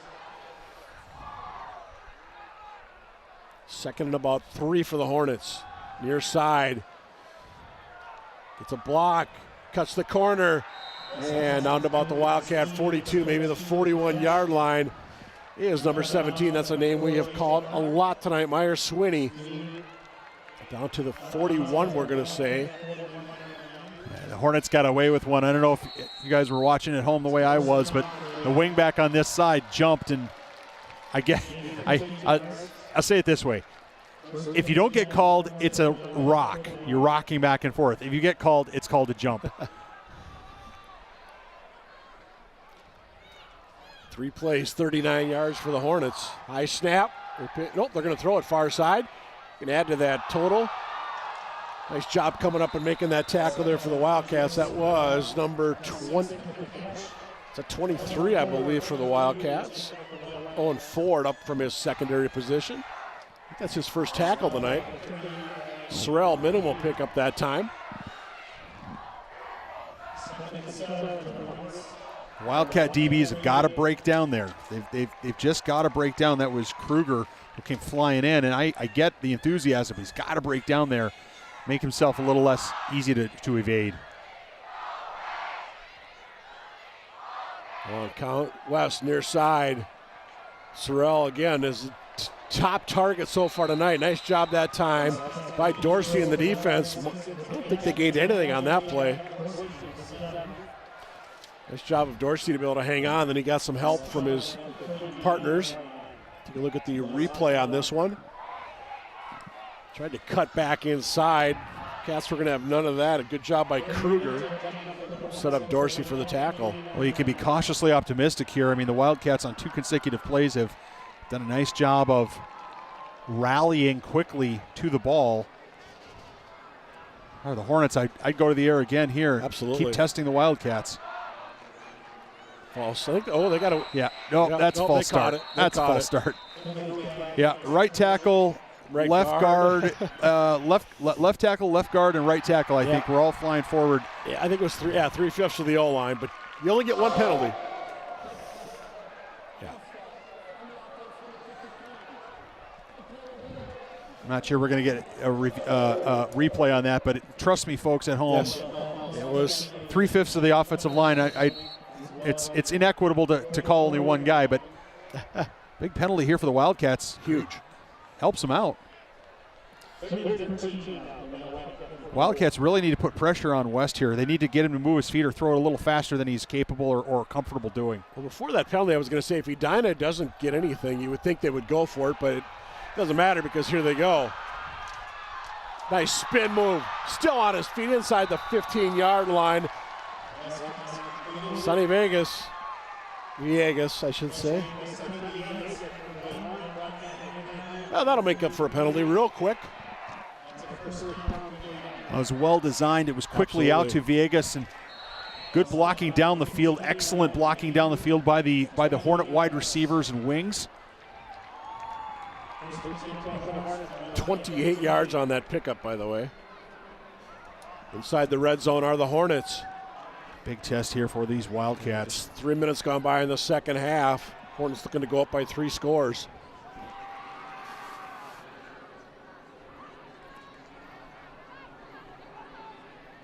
Long count for West. And why not hand it up the middle? Untouched to the end zone. That's second of the night, Werpinski. That was too easy. 20 rip Hornets.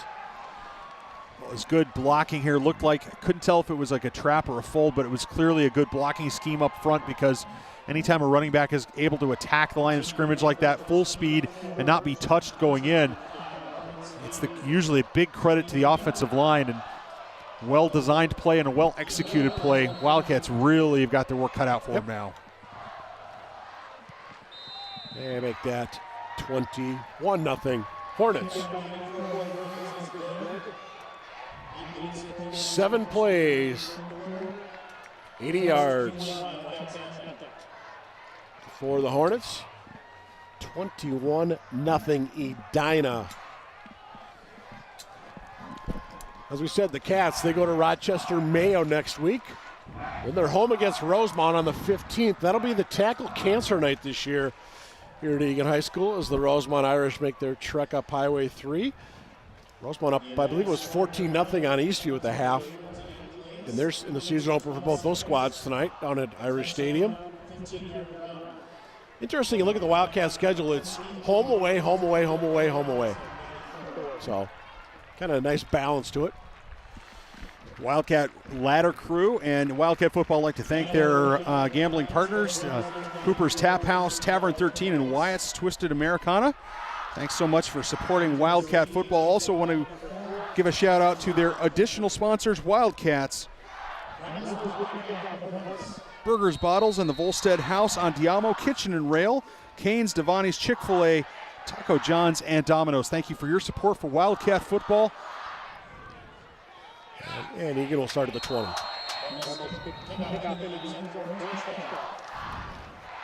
Well, the Cats need to find something positive. Absolutely. I mean, especially on this drive, you cannot afford really to have a goose egg on this drive, I think. You're down by 3 scores. Edina's been able to move this ball pretty much at will. Yeah, the Wildcat defense has been out there a fair amount, having to chase a lot of speedy receivers. Now would be a good time to put together a drive, get some first downs, move the football from one end of the field to the other.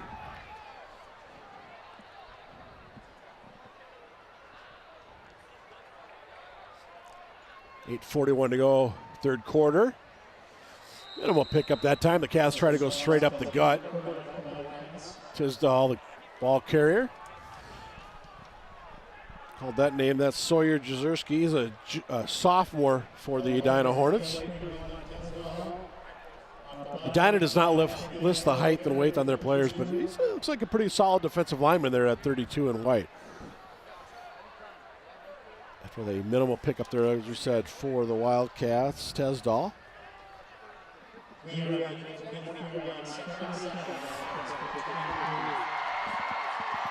Pitt trying to make some noise. Cheerleaders urging them on. Can the Eagan offense give them plenty to cheer about? Straight ahead. First down Wildcats out across the 30. Make it the 34-yard line. Tate Gage, I believe that's his first carry of the night. And that'll be a quick 10 yards. Coming right into your living room. Nice job that time of the offensive line creating a seam. And I don't think there's any question, Mike Cook, that the Wildcats have athletes in their backfield, but they've got to get ahead of steam, or they've got to get a seam. They've got to do something to give them the opportunity to turn on that athleticism. Straight ahead again. Read very well that time by Edina. I don't think the Cats got anything. Interesting, I was talking to Coach Nick Johnson the other day, and I asked him about Gage, and he used 2 words, underrated and fast. And you saw there, I mean, he was, maybe a 1 tackle away from going for a while? Well, there's a tackle with authority, by the way. Yeah. I think they give you 2 points for that in wrestling. I think they do. Or, all you're missing there from a rodeo night is putting the ropes around the calf rope and calf's hooves. Absolutely. Schwab throws it into darn near triple coverage, trying to find Ison down the middle.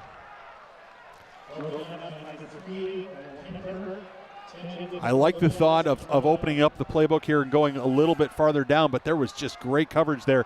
Interestingly enough, it sure looked, again, to my eye, my untrained eye, that maybe the near side receiver looked like he had a lot. He looked like he had single coverage and he had a lot of room in front of him. So, again, Schwab was under a little bit of pressure, but maybe finding another receiver to the outside might have been helpful there. 3rd and 8 for the Wildcats. Opening drive of the second half for Eagan. Timeout taken by the Wildcats.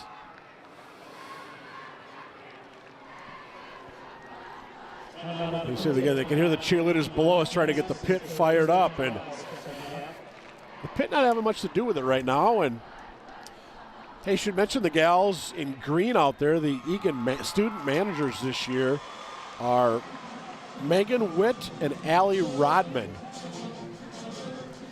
And yes, Allie is the younger sister of former Wildcat kicker Alex Rodman. A couple of important parts of the Eagan program, but often forgotten parts of the Eagan program. And Megan Witt is a softball player at Eagan, and also the younger sister of former Wildcat goalkeeper Jake Witt. 6:48 to go, 3rd quarter. Cats down 21-0. Facing a 3rd and 8 into the wind at their own 35.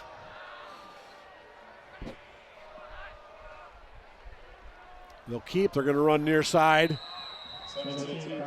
Schwam gets, let's give him 1. We'll be generous. That was a nice tackle to the outside. It was Chase Bjorgard. Watch him here, 39 at the left side of your screen. Nice, good Schwam with a decent stiff arm, but not good enough. No, they tried to run to the short side, and there were about 4 Hornets out there.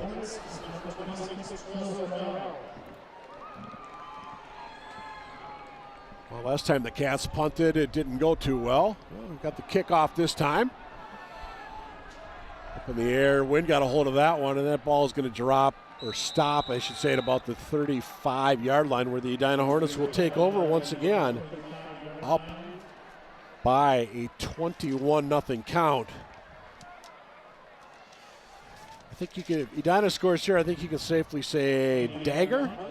Well, it's we've watched this Wildcat team go down early. I seem to remember a game last year against the Forest Lake Rangers where they were 4 touchdowns down in the 4th quarter and made something happen. And they had looked like they had no life at all until that 4th quarter. Now, that being said, you're right. The odds of that being history repeating itself, it gets pretty long. Yeah, we got flags. We've got false starts. A false start, I should say, Edina. If you're Coach Potts for the Hornets, that's maybe the one thing you're most upset about tonight is the amount of flags you've had called on your squad. Yeah, there have been a lot of flags on the Edina, on the Edina offense, right? I mean, it's one thing on defense. Again, that we had there was that blow to the head. That's really just kind of a football play. Nothing in that, just it happens. But offensively, there have been multiple penalties, whether it's holding, blocking down the field. In this case, false starts. There have been a couple of false starts that have stunted drives, although in fairness, when you're ahead 21-0, maybe it's just not as big a deal for you. But in any event, yes, those things need to be cleaned up, especially next week. The margin of error will be a little bit slimmer. There's West. He's going for it all. Sweeney's got a man. Nice defensive coverage. Getting back there was Dorsey.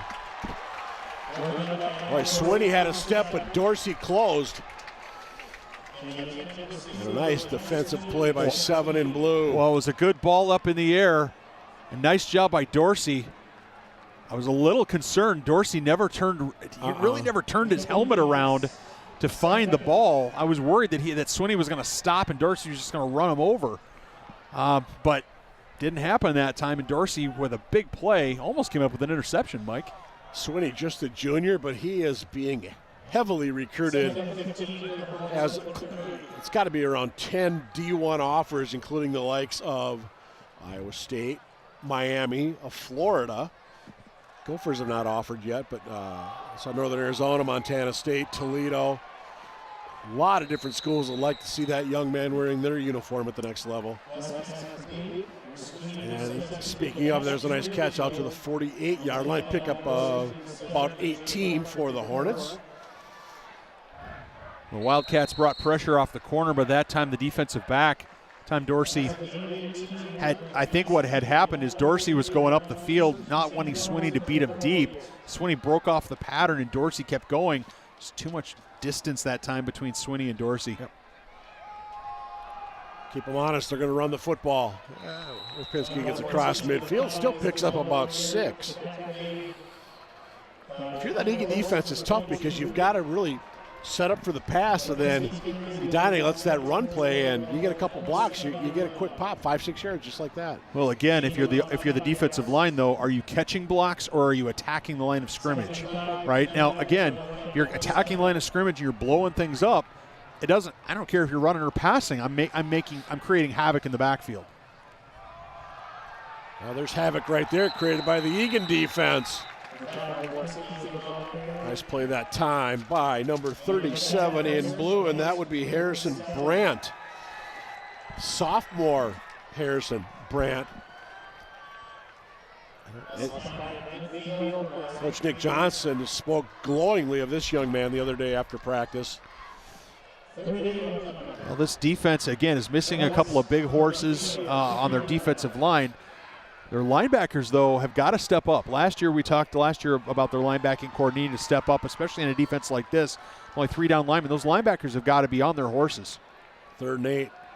West, good pressure by the Cats, and West forced to throw it away. You know, that's a really mature play by a young quarterback. Now, again, he's not 5 years old or 8 years old, but what I mean is, for a quarterback in his first varsity start, he knew, hey, I'm just going to dump this thing at the feet of someone. We're going to punt the ball away. We're ahead by 3 touchdowns. I'm not going to try to be a hero and not try to do something that's going to give the Wildcats an opportunity to get some momentum. Yeah, smart play. Heinlein was in there leading the way. Des Overton was bursting through as well. That was a jailbreak. It was.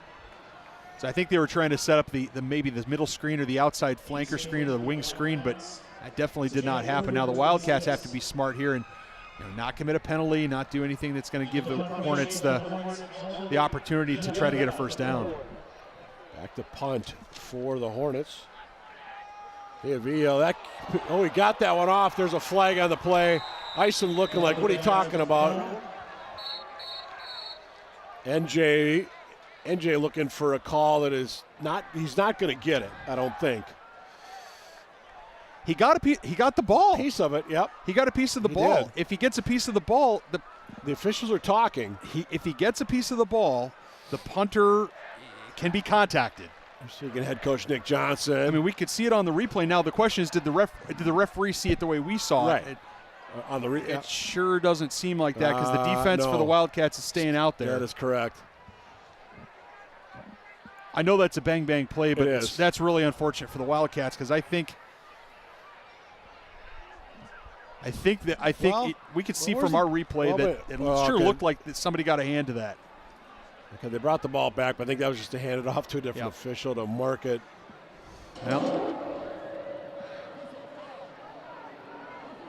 Well, they're going to call roughing the kicker.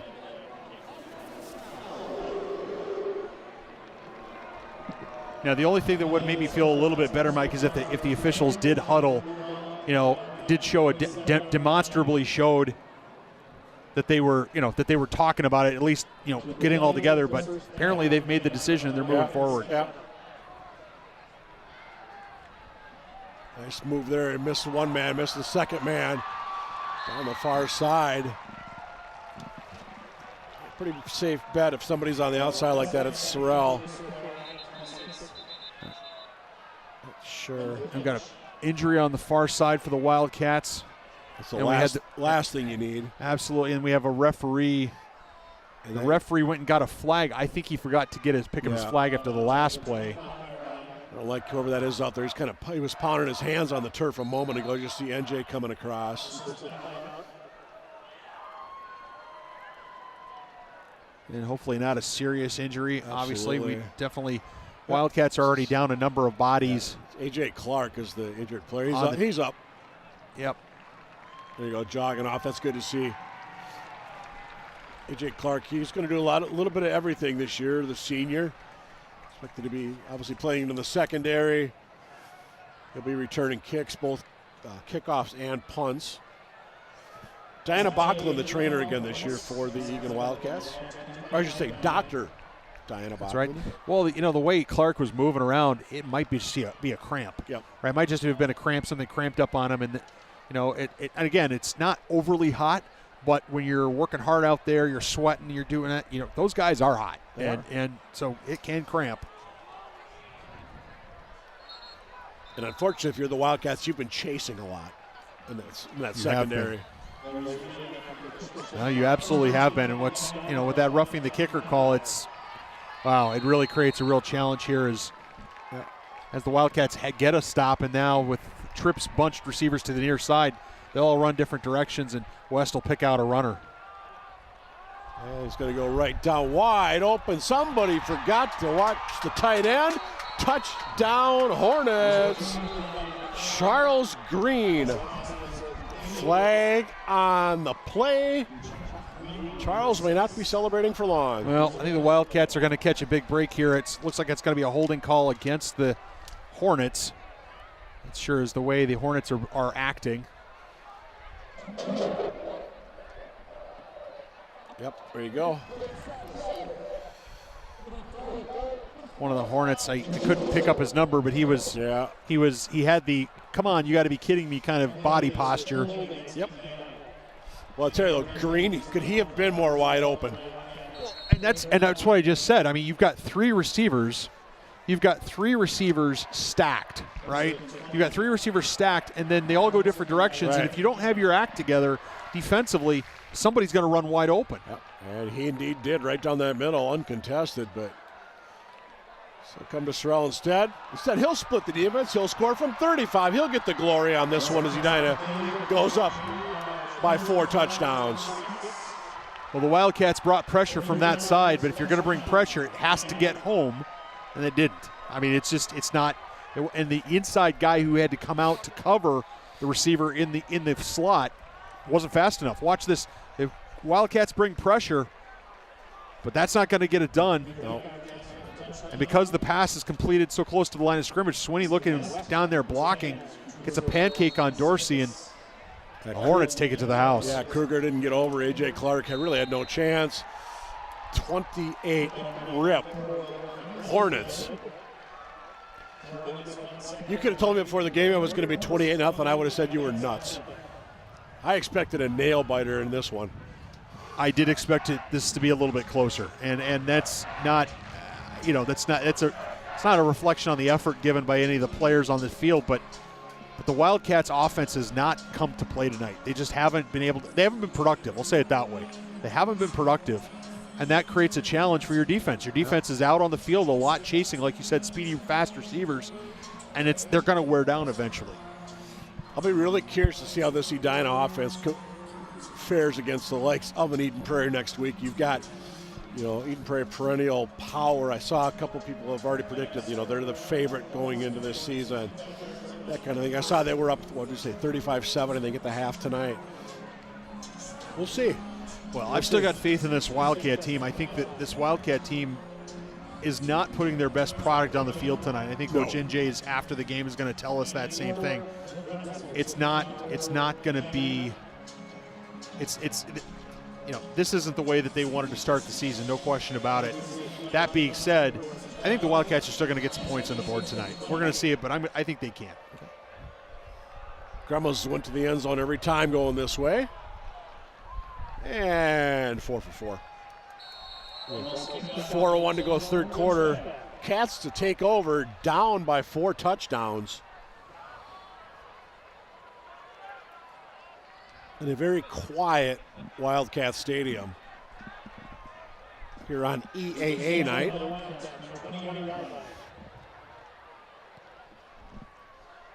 Here's Tate Gage in the offense. Let's see if they can get something going. First and 10 from their own 20-yard line.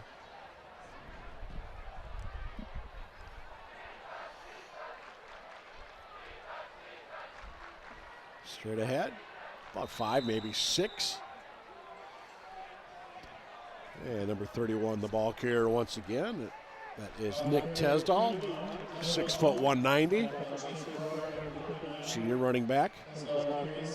Tesdall family's got all the, well, not all the fall sports covered, but it has 2 of the fall sports covered. His brother plays, of course, for the boys soccer team.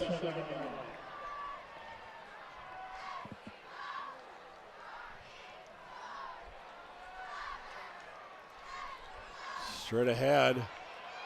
Nice play there. All across the 45-yard line, Brooklyn Evans. That's something we saw last year with Brooklyn. He just kind of ducks in behind that center, and just like that, there's a quick 19 yards. A little quarterback sneak if you're going to give me both. Looked like maybe both A-gaps were open. That is the gap between the center and the guard. If you're going to give me that much room, I'm just going to go. Absolutely. And the linebackers, I think, just got frozen. Plays like that, I always wondered, was that a called play or did he audible that one? Usually it's a situation where the quarterback just taps the center a certain way, and the center snaps the ball with a silent count. There's 7 more for Brooklyn. Maybe actually they're going to say 8 yards into Edina territory.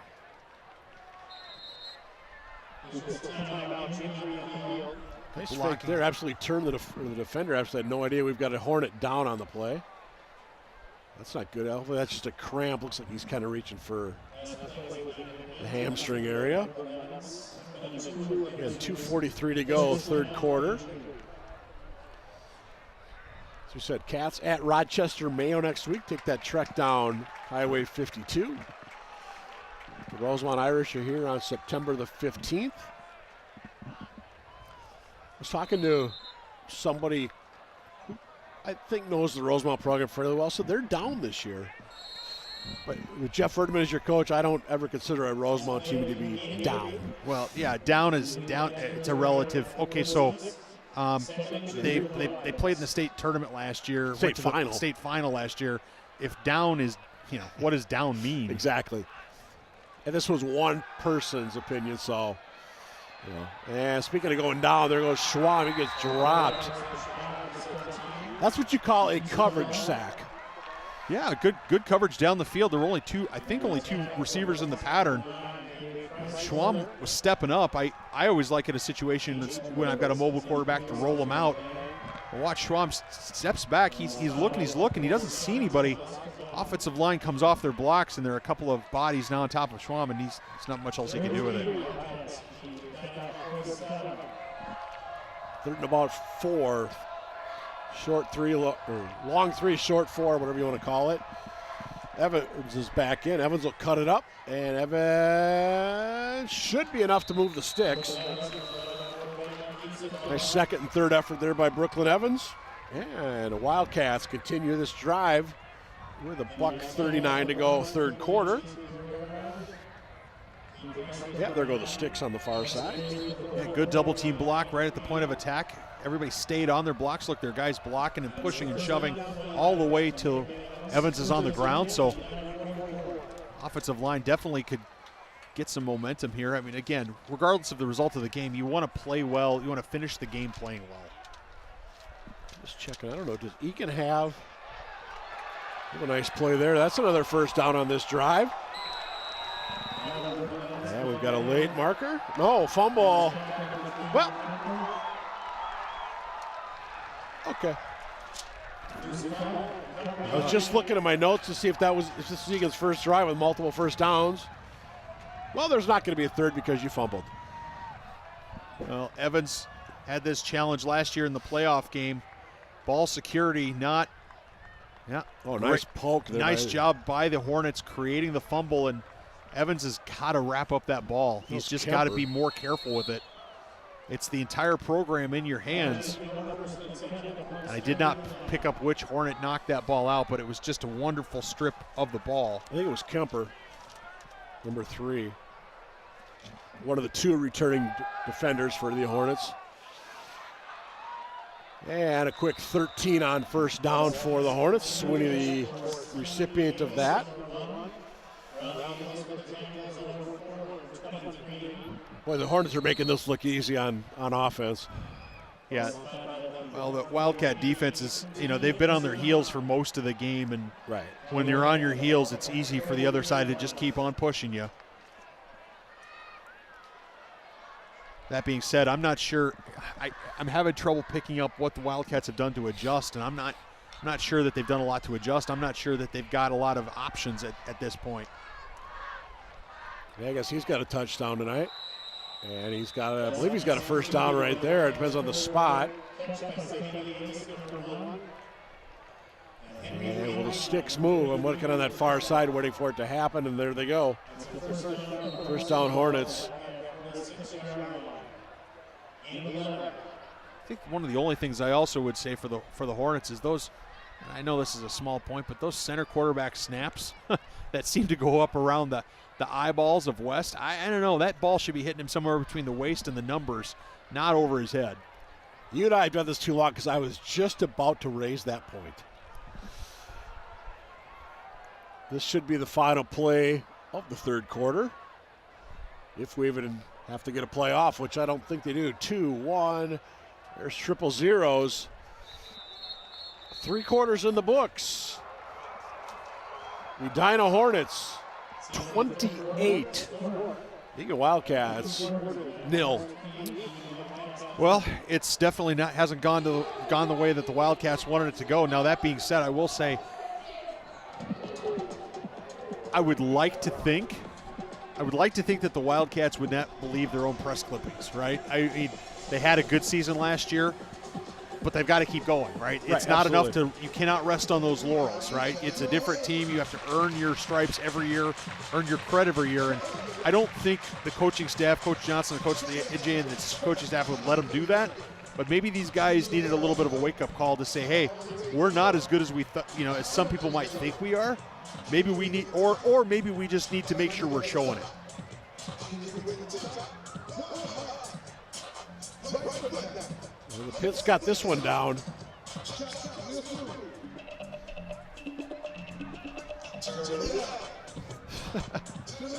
Not sure who's having more fun, the Pitt right now or that Edina offense. Looks like this Hornet offense has just been rolling tonight.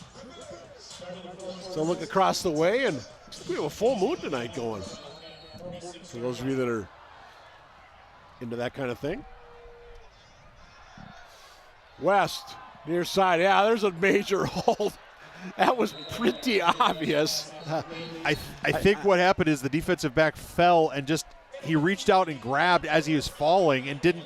I mean, I don't think he was trying to interfere with him. I think he just reached out and grabbed him as he was falling. He was like, I'm losing my balance. And he just reached out, grabbed the receiver. But yeah, I don't think anybody in the stadium is going to wonder what that call is going to be. Not at all. I mean, you'll be able to see it off the left of your screen, but probably not.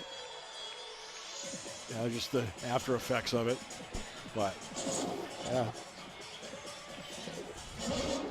Well, I want to say, I was looking on Edina's, their X feed, formerly known as Twitter. They had I think they called it their Captain's Corner. Josh Quickey's one of their linemen. He was just talking about, he said it's great. They've got, there it is, the replay of that last play. But got there a lot of offensive lineback, receiver core. The word he used was, it's nuts. Quote, very little that can stop that thing. That's pretty much showing it tonight. I think that's pretty obvious. Absolutely. I mean, that's certainly been the issue here, is I think that's Dorsey over on the far side who's going to come off the field for a play or two. I'm going to give a shout out to our award-winning ETV crew: Josh Sibley, Joe Chupik, Greg Borman, Kevin Miller, Nick Mudd, Tim Shinyon, and Jared Greenberg. Thanks very much for making Mike and I sound so great, doing such a great job with high school sports, and indeed not just sports, but other activities and other types of programming as well. And again, when I say award-winning, I mean award-winning. Across the middle. That ball's picked off. Clark. Yeah, he'll bring it back to about the 22-yard line. At least you're positive that the Eagan Wildcats, that's a cramp, I think. But A.J. Clark, right spot. And that ball is just a little overthrown. It's swinging the intended target. Well, we've had the one armed defensive back at Eagan, and now we might have with Clark with his cramp, he might be one-legged. As you see him pull up, he's hopping around. I'm not sure you're going to be able to see it in that replay, but he's hopping around on one leg with that cramp, and the Wildcats do a quick change. Who knows? Maybe they can get some points on the board here in this fourth quarter. Yeah. I imagine that would be a nice thing to hang maybe a couple of touchdowns on Edina. The game's not in question, in doubt, but getting some points on the board would give them some momentum heading into Mayo next week. I saw a headline, something about Mayo, moving up from 5A to 6A, and I get the impression the story was one of those, are they going to be, overlooked by the 6A schools, and something to that effect, but one of those, pay to read it stories, which I didn't do. Okay. Well, I will tell you, I'm going to make a bold prediction. The Wildcats are not going to overlook the Mayo Spartans. No. After this performance, they will have a challenging week of practice, and I suspect very strongly that the Spartans will have their full and undivided attention next week. Absolutely.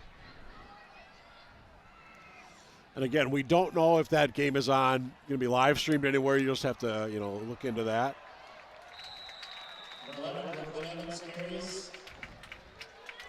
Our next broadcast will be the Rosemount game here on the 15th.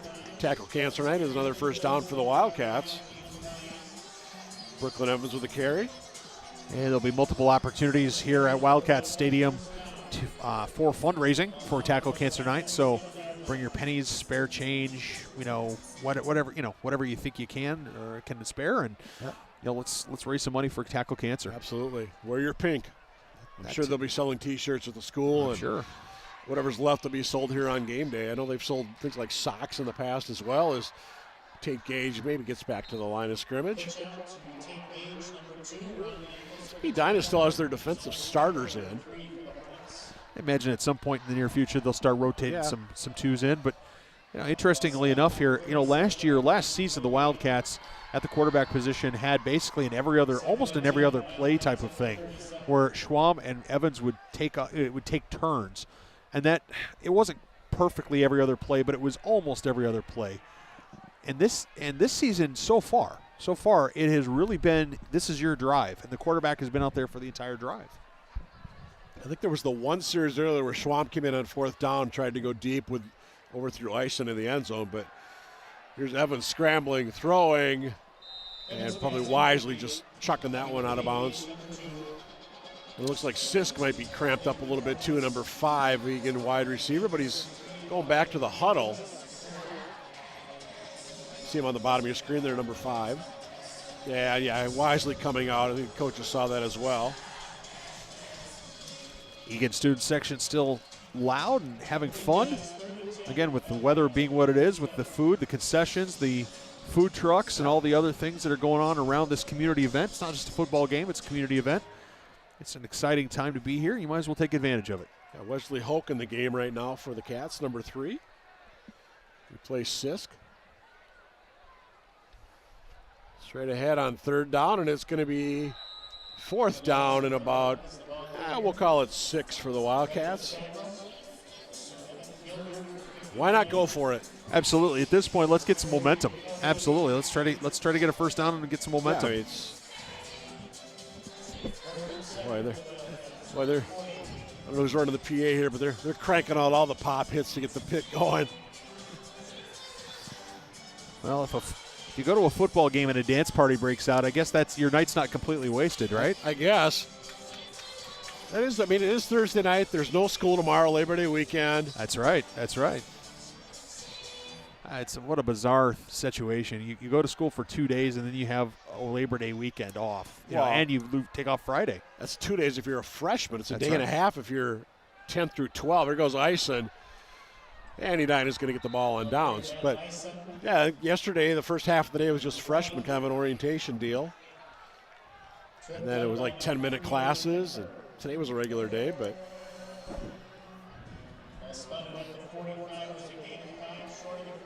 Now let's try a little Sweet Caroline. Well, I like the Wildcats trying something a little different, certainly, to try to pick up the fourth down. And Eagan, to his credit, he made 6 yards. He did. He needed 8.5. I mean, that's the challenge. Eagan's one of those kids. He's going to bust one this year somewhere along the way. Absolutely, no question about that. He did it last year. He ran a kickback. I think it was the Hopkins game. Shakopee, he went around that left side for was it like 85, something like that. Something like that. And Edina's going to put in some of the second offense right now. Well, as I say that, Lipinski runs down to the 25-yard line, gain of about 20. Number 12 is in at quarterback right now for the Hornets, and that is Race DeShotel, D-E-S-H-O-T-E-L. DeShotel, I'm going to say. Looks like number 18, Alex White, is back at running back right now for the Hornets. I imagine the Hornets would probably keep this ball on the ground more. I would think so. At this point, no, you're focused on just running the clock down. Yeah, you just want to get out of here. And nobody get hurt. That's right. With a minimal pickup. So we were talking before the game, and we've kind of heard the buzz in the community that a lot of big things expected from the Eagan program based off of last year, going 5-3. You get a home playoff game. But I think you could realistically say if this team is 4-4, maybe even 3-5, yet they could still be a better squad than last year's team. I think, and primarily because you've got a tougher schedule this year. You don't have Park, you don't have Hopkins, you don't have Burnsville. You've got both Lakevilles. You pick up Rochester Mayo. You get Forest Lake on the regular season schedule. So, I mean, this is no cakewalk any game this year. No, there are going to be no gimmies, no easy games. I mean, not that, again, in a program that has struggled so much over the past number of years should ever take anything for granted. Right. I think we've seen a fair number of Eagan football games where it's been a goose egg next to the Wildcats on the score tick, on the score bug in the corner. But I think this is a different program, and it is a different team. Yep. That being said, you're right. They could be a better team on paper, even on the field, and still end up with a worse record from last year. And he died with another big run down inside the 15-yard line. I mean, you look at the conference, you think Lakeville South, they lost, a ton of their quote-unquote top players. But with that power T offense, I mean, you and I could maybe run in that offense and still have a decent night. Yeah. Well, I'd be blocking. You might be running, but I'd be blocking. No. But, Lakeville North, I can't imagine they're going to stay down again. Yeah. No, it's going to be interesting to see, and of course with section scheduling this year, virtually all of the teams that the Wildcats are going to play are going to be teams that they'll see potentially in their section. Nice run there by Rapinski, but there's a flag on the play. Rapinski was not going to go down gently, but I think we're going to have a hold, probably a hold at the point of attack. Coming back, yep. So I think that one's going to come back. I think it was Ozzie Cooper in there on the stop by. Let's give him credit. Kind of surprised he's still in there. Rapinski, that is. And he's a senior running back for the Hornets. As you said, led the team in rushing last year. That's right.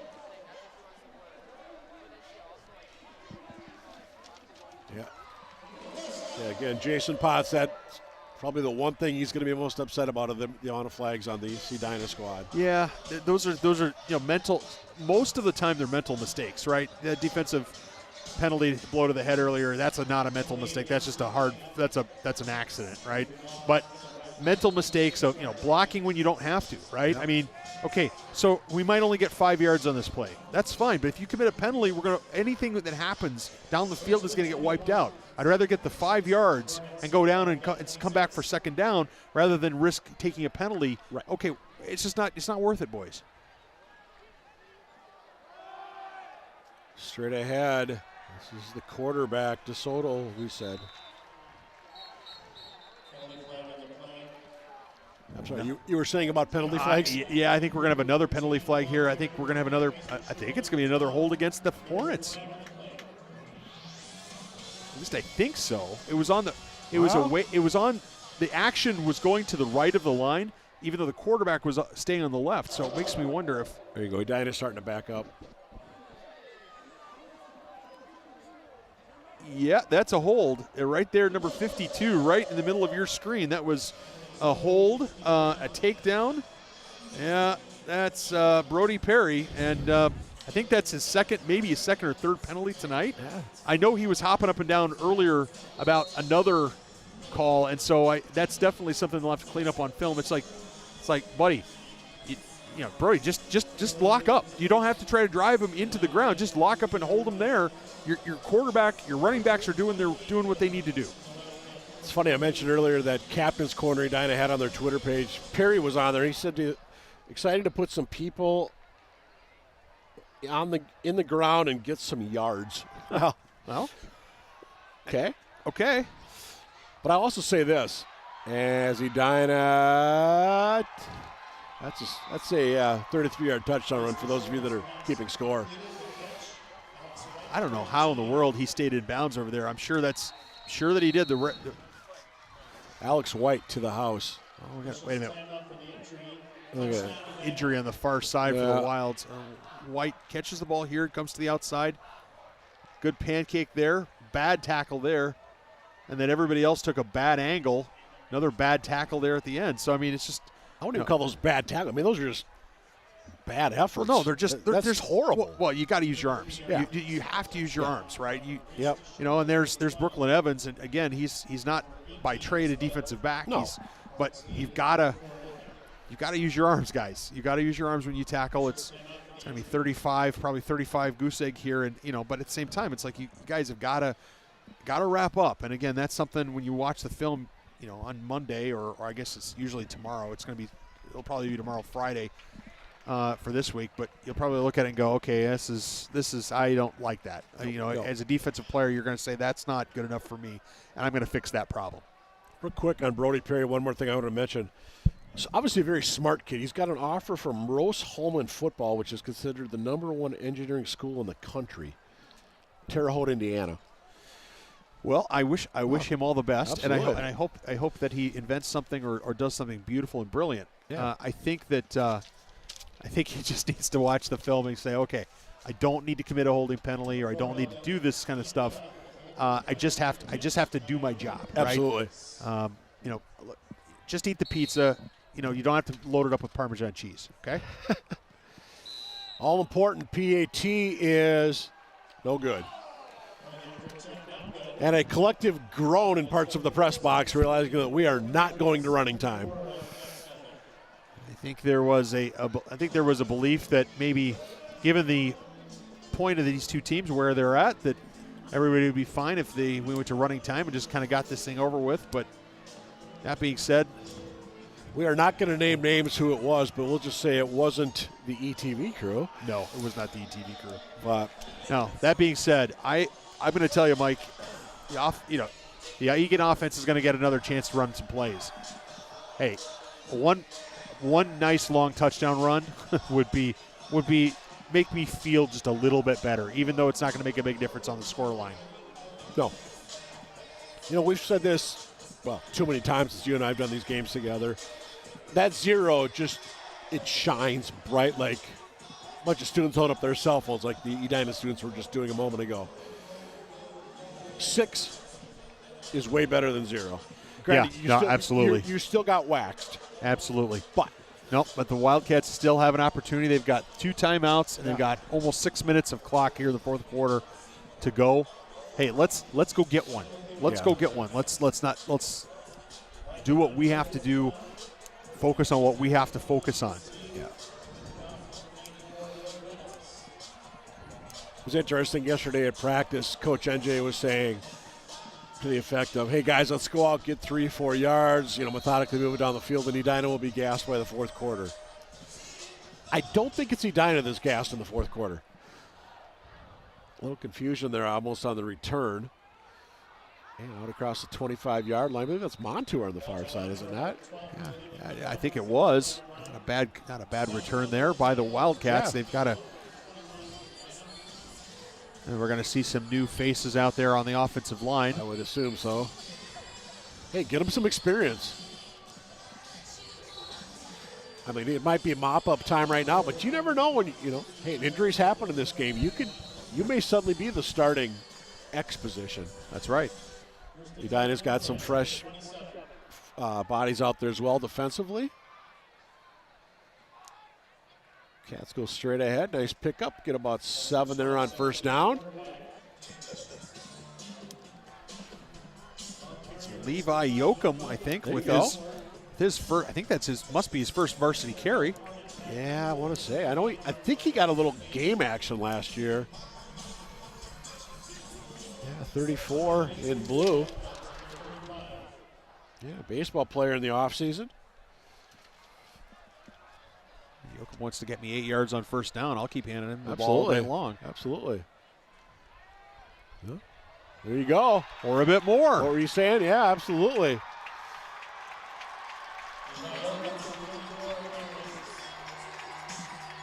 Down to the 30. That was a nice run of, I think that's 35 yards on that carry.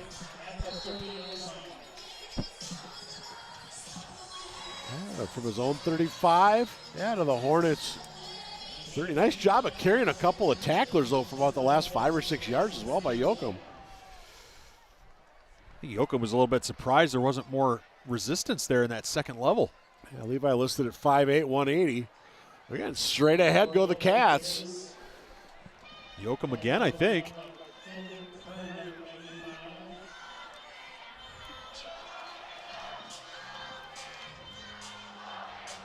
Finn Kern, I believe, by the tackle. For Edina, as you look at some of that Eagan offensive line, you saw 57 in there, Cole Meyer.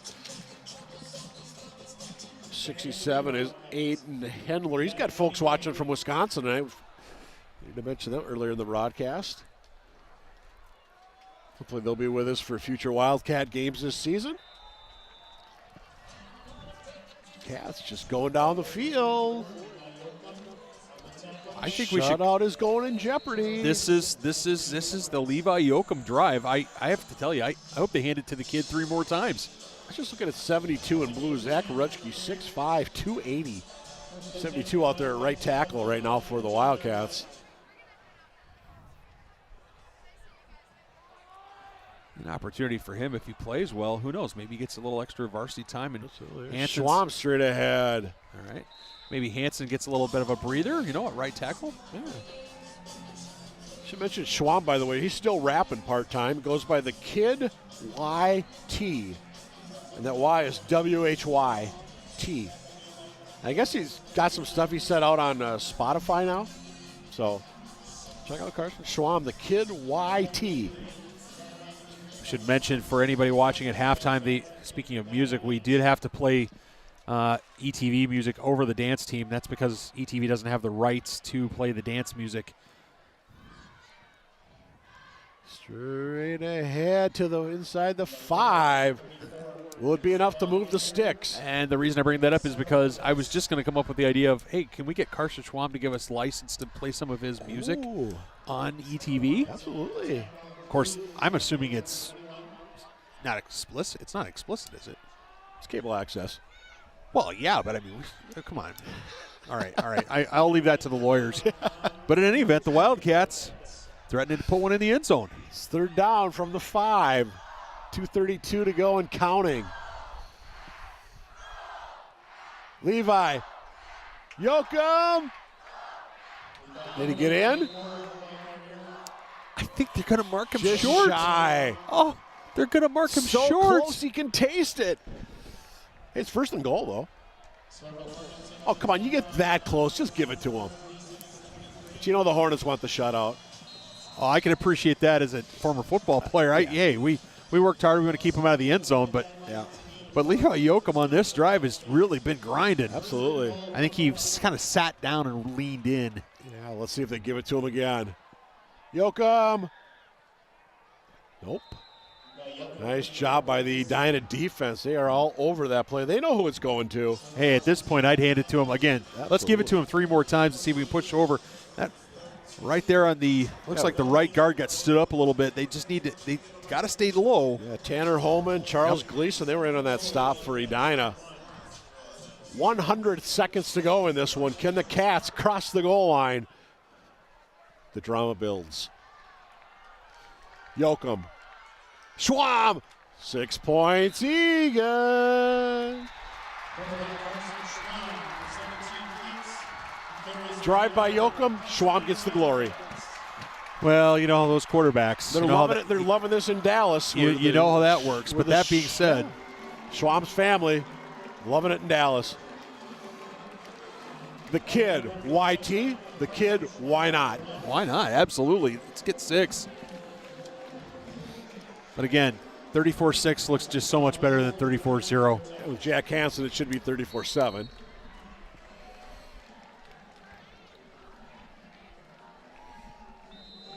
And indeed it is. $1:28 to go.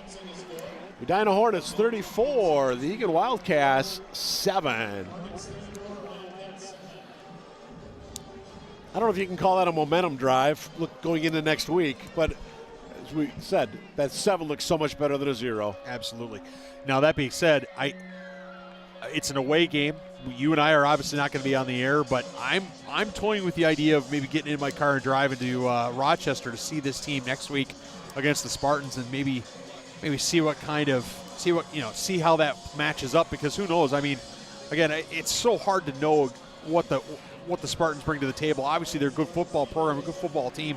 They're also playing at a different level than they played at last year, and so who knows? Who knows what's going to happen? Yep. And honestly, I don't think I'm going out on a limb here. I don't think this is not the Wildcat team that we either expected, and I don't think it's the Wildcat team in toto that we think that this team is capable of, right? And so I'd like to see them with not a mulligan, a gimme, or a pick it up, or I'd like to see them with a clean scoreboard, a week of preparation, and a new chance to take on a new opponent and see what happens. Well, I'm sure you're going to join the ladder crew at Whistle Binky's Old World Pub before that game. Well, how would I not? If I manage to make it down there, I suspect old Whistle Binky will have a table or two ready for me. Kitchen and Rail, by the way, is the pregame gathering spot before the Rosemount Tilt here on September the 15th. Nice fine dining establishment. Been around about a year now in Eagan. Supporter of Eagan football really from the get-go. Yep, absolutely. Do you have a favorite dish there at Kitchen and Rail? Because I sure do. Which is what? It's the Vietnamese pork belly. It's just absolutely melts in your mouth. It's pork belly that melts in your mouth. It's delicious. I've had chicken both times. Cannot complain. Had a very tasty beverage, shall we say. Okay, Diner has to bounce this one to the outside. And they'll get the ball at about the 28-yard line with $1:21 to go. Imagine a couple of short runs, if not just kneeling down. And the Hornets are going to head back up to the 9-5-2 with a 34-7 win. Things will get much tougher next week for these Hornets. They go to Edina, who last we heard was routing the Bison of Buffalo. So Cats heading down Highway 52 to Rochester Mayo. What if the Cats have ever played Mayo? I would be shocked if the Cats have ever played Mayo. I don't know that Minnesota Football Hub goes back forever, but my guess is... Nice job, Ozzie Cooper there on that stop. My guess is in fact, I don't think the Wildcats have ever played a single Rochester team ever. I want to say Mayo was here for like a preseason scrimmage, one of those deals one time. Okay. Or maybe they played Mayo at one of those scrimmages. It wasn't here, but well, heck, they haven't played Edina since, what do we figure, the early 90s? Yeah, so Eagan started in the Lake Conference when the high school was founded, and so they had opportunities to play Edina in the early 90s, and then that changed when things occurred in the Lake Conference to kind of blow up that conference and turn it into South Suburban, and then, of course, the Lake stayed the Lake and things like that. So, but, yeah, the Eagan used to play Edina early on in the school history every year. Okay, what should be the last play of the football game. Nice run there for Edina's number 35. Roman Hinnenkamp, senior running back, getting a little playing time. 12 seconds left. Edina will not have to run a play. It appeared to be absolutely no interest in doing so. There's a handshake to the official. And the Edina Hornets 1-0 in the 2023 campaign. Wildcats 0-1.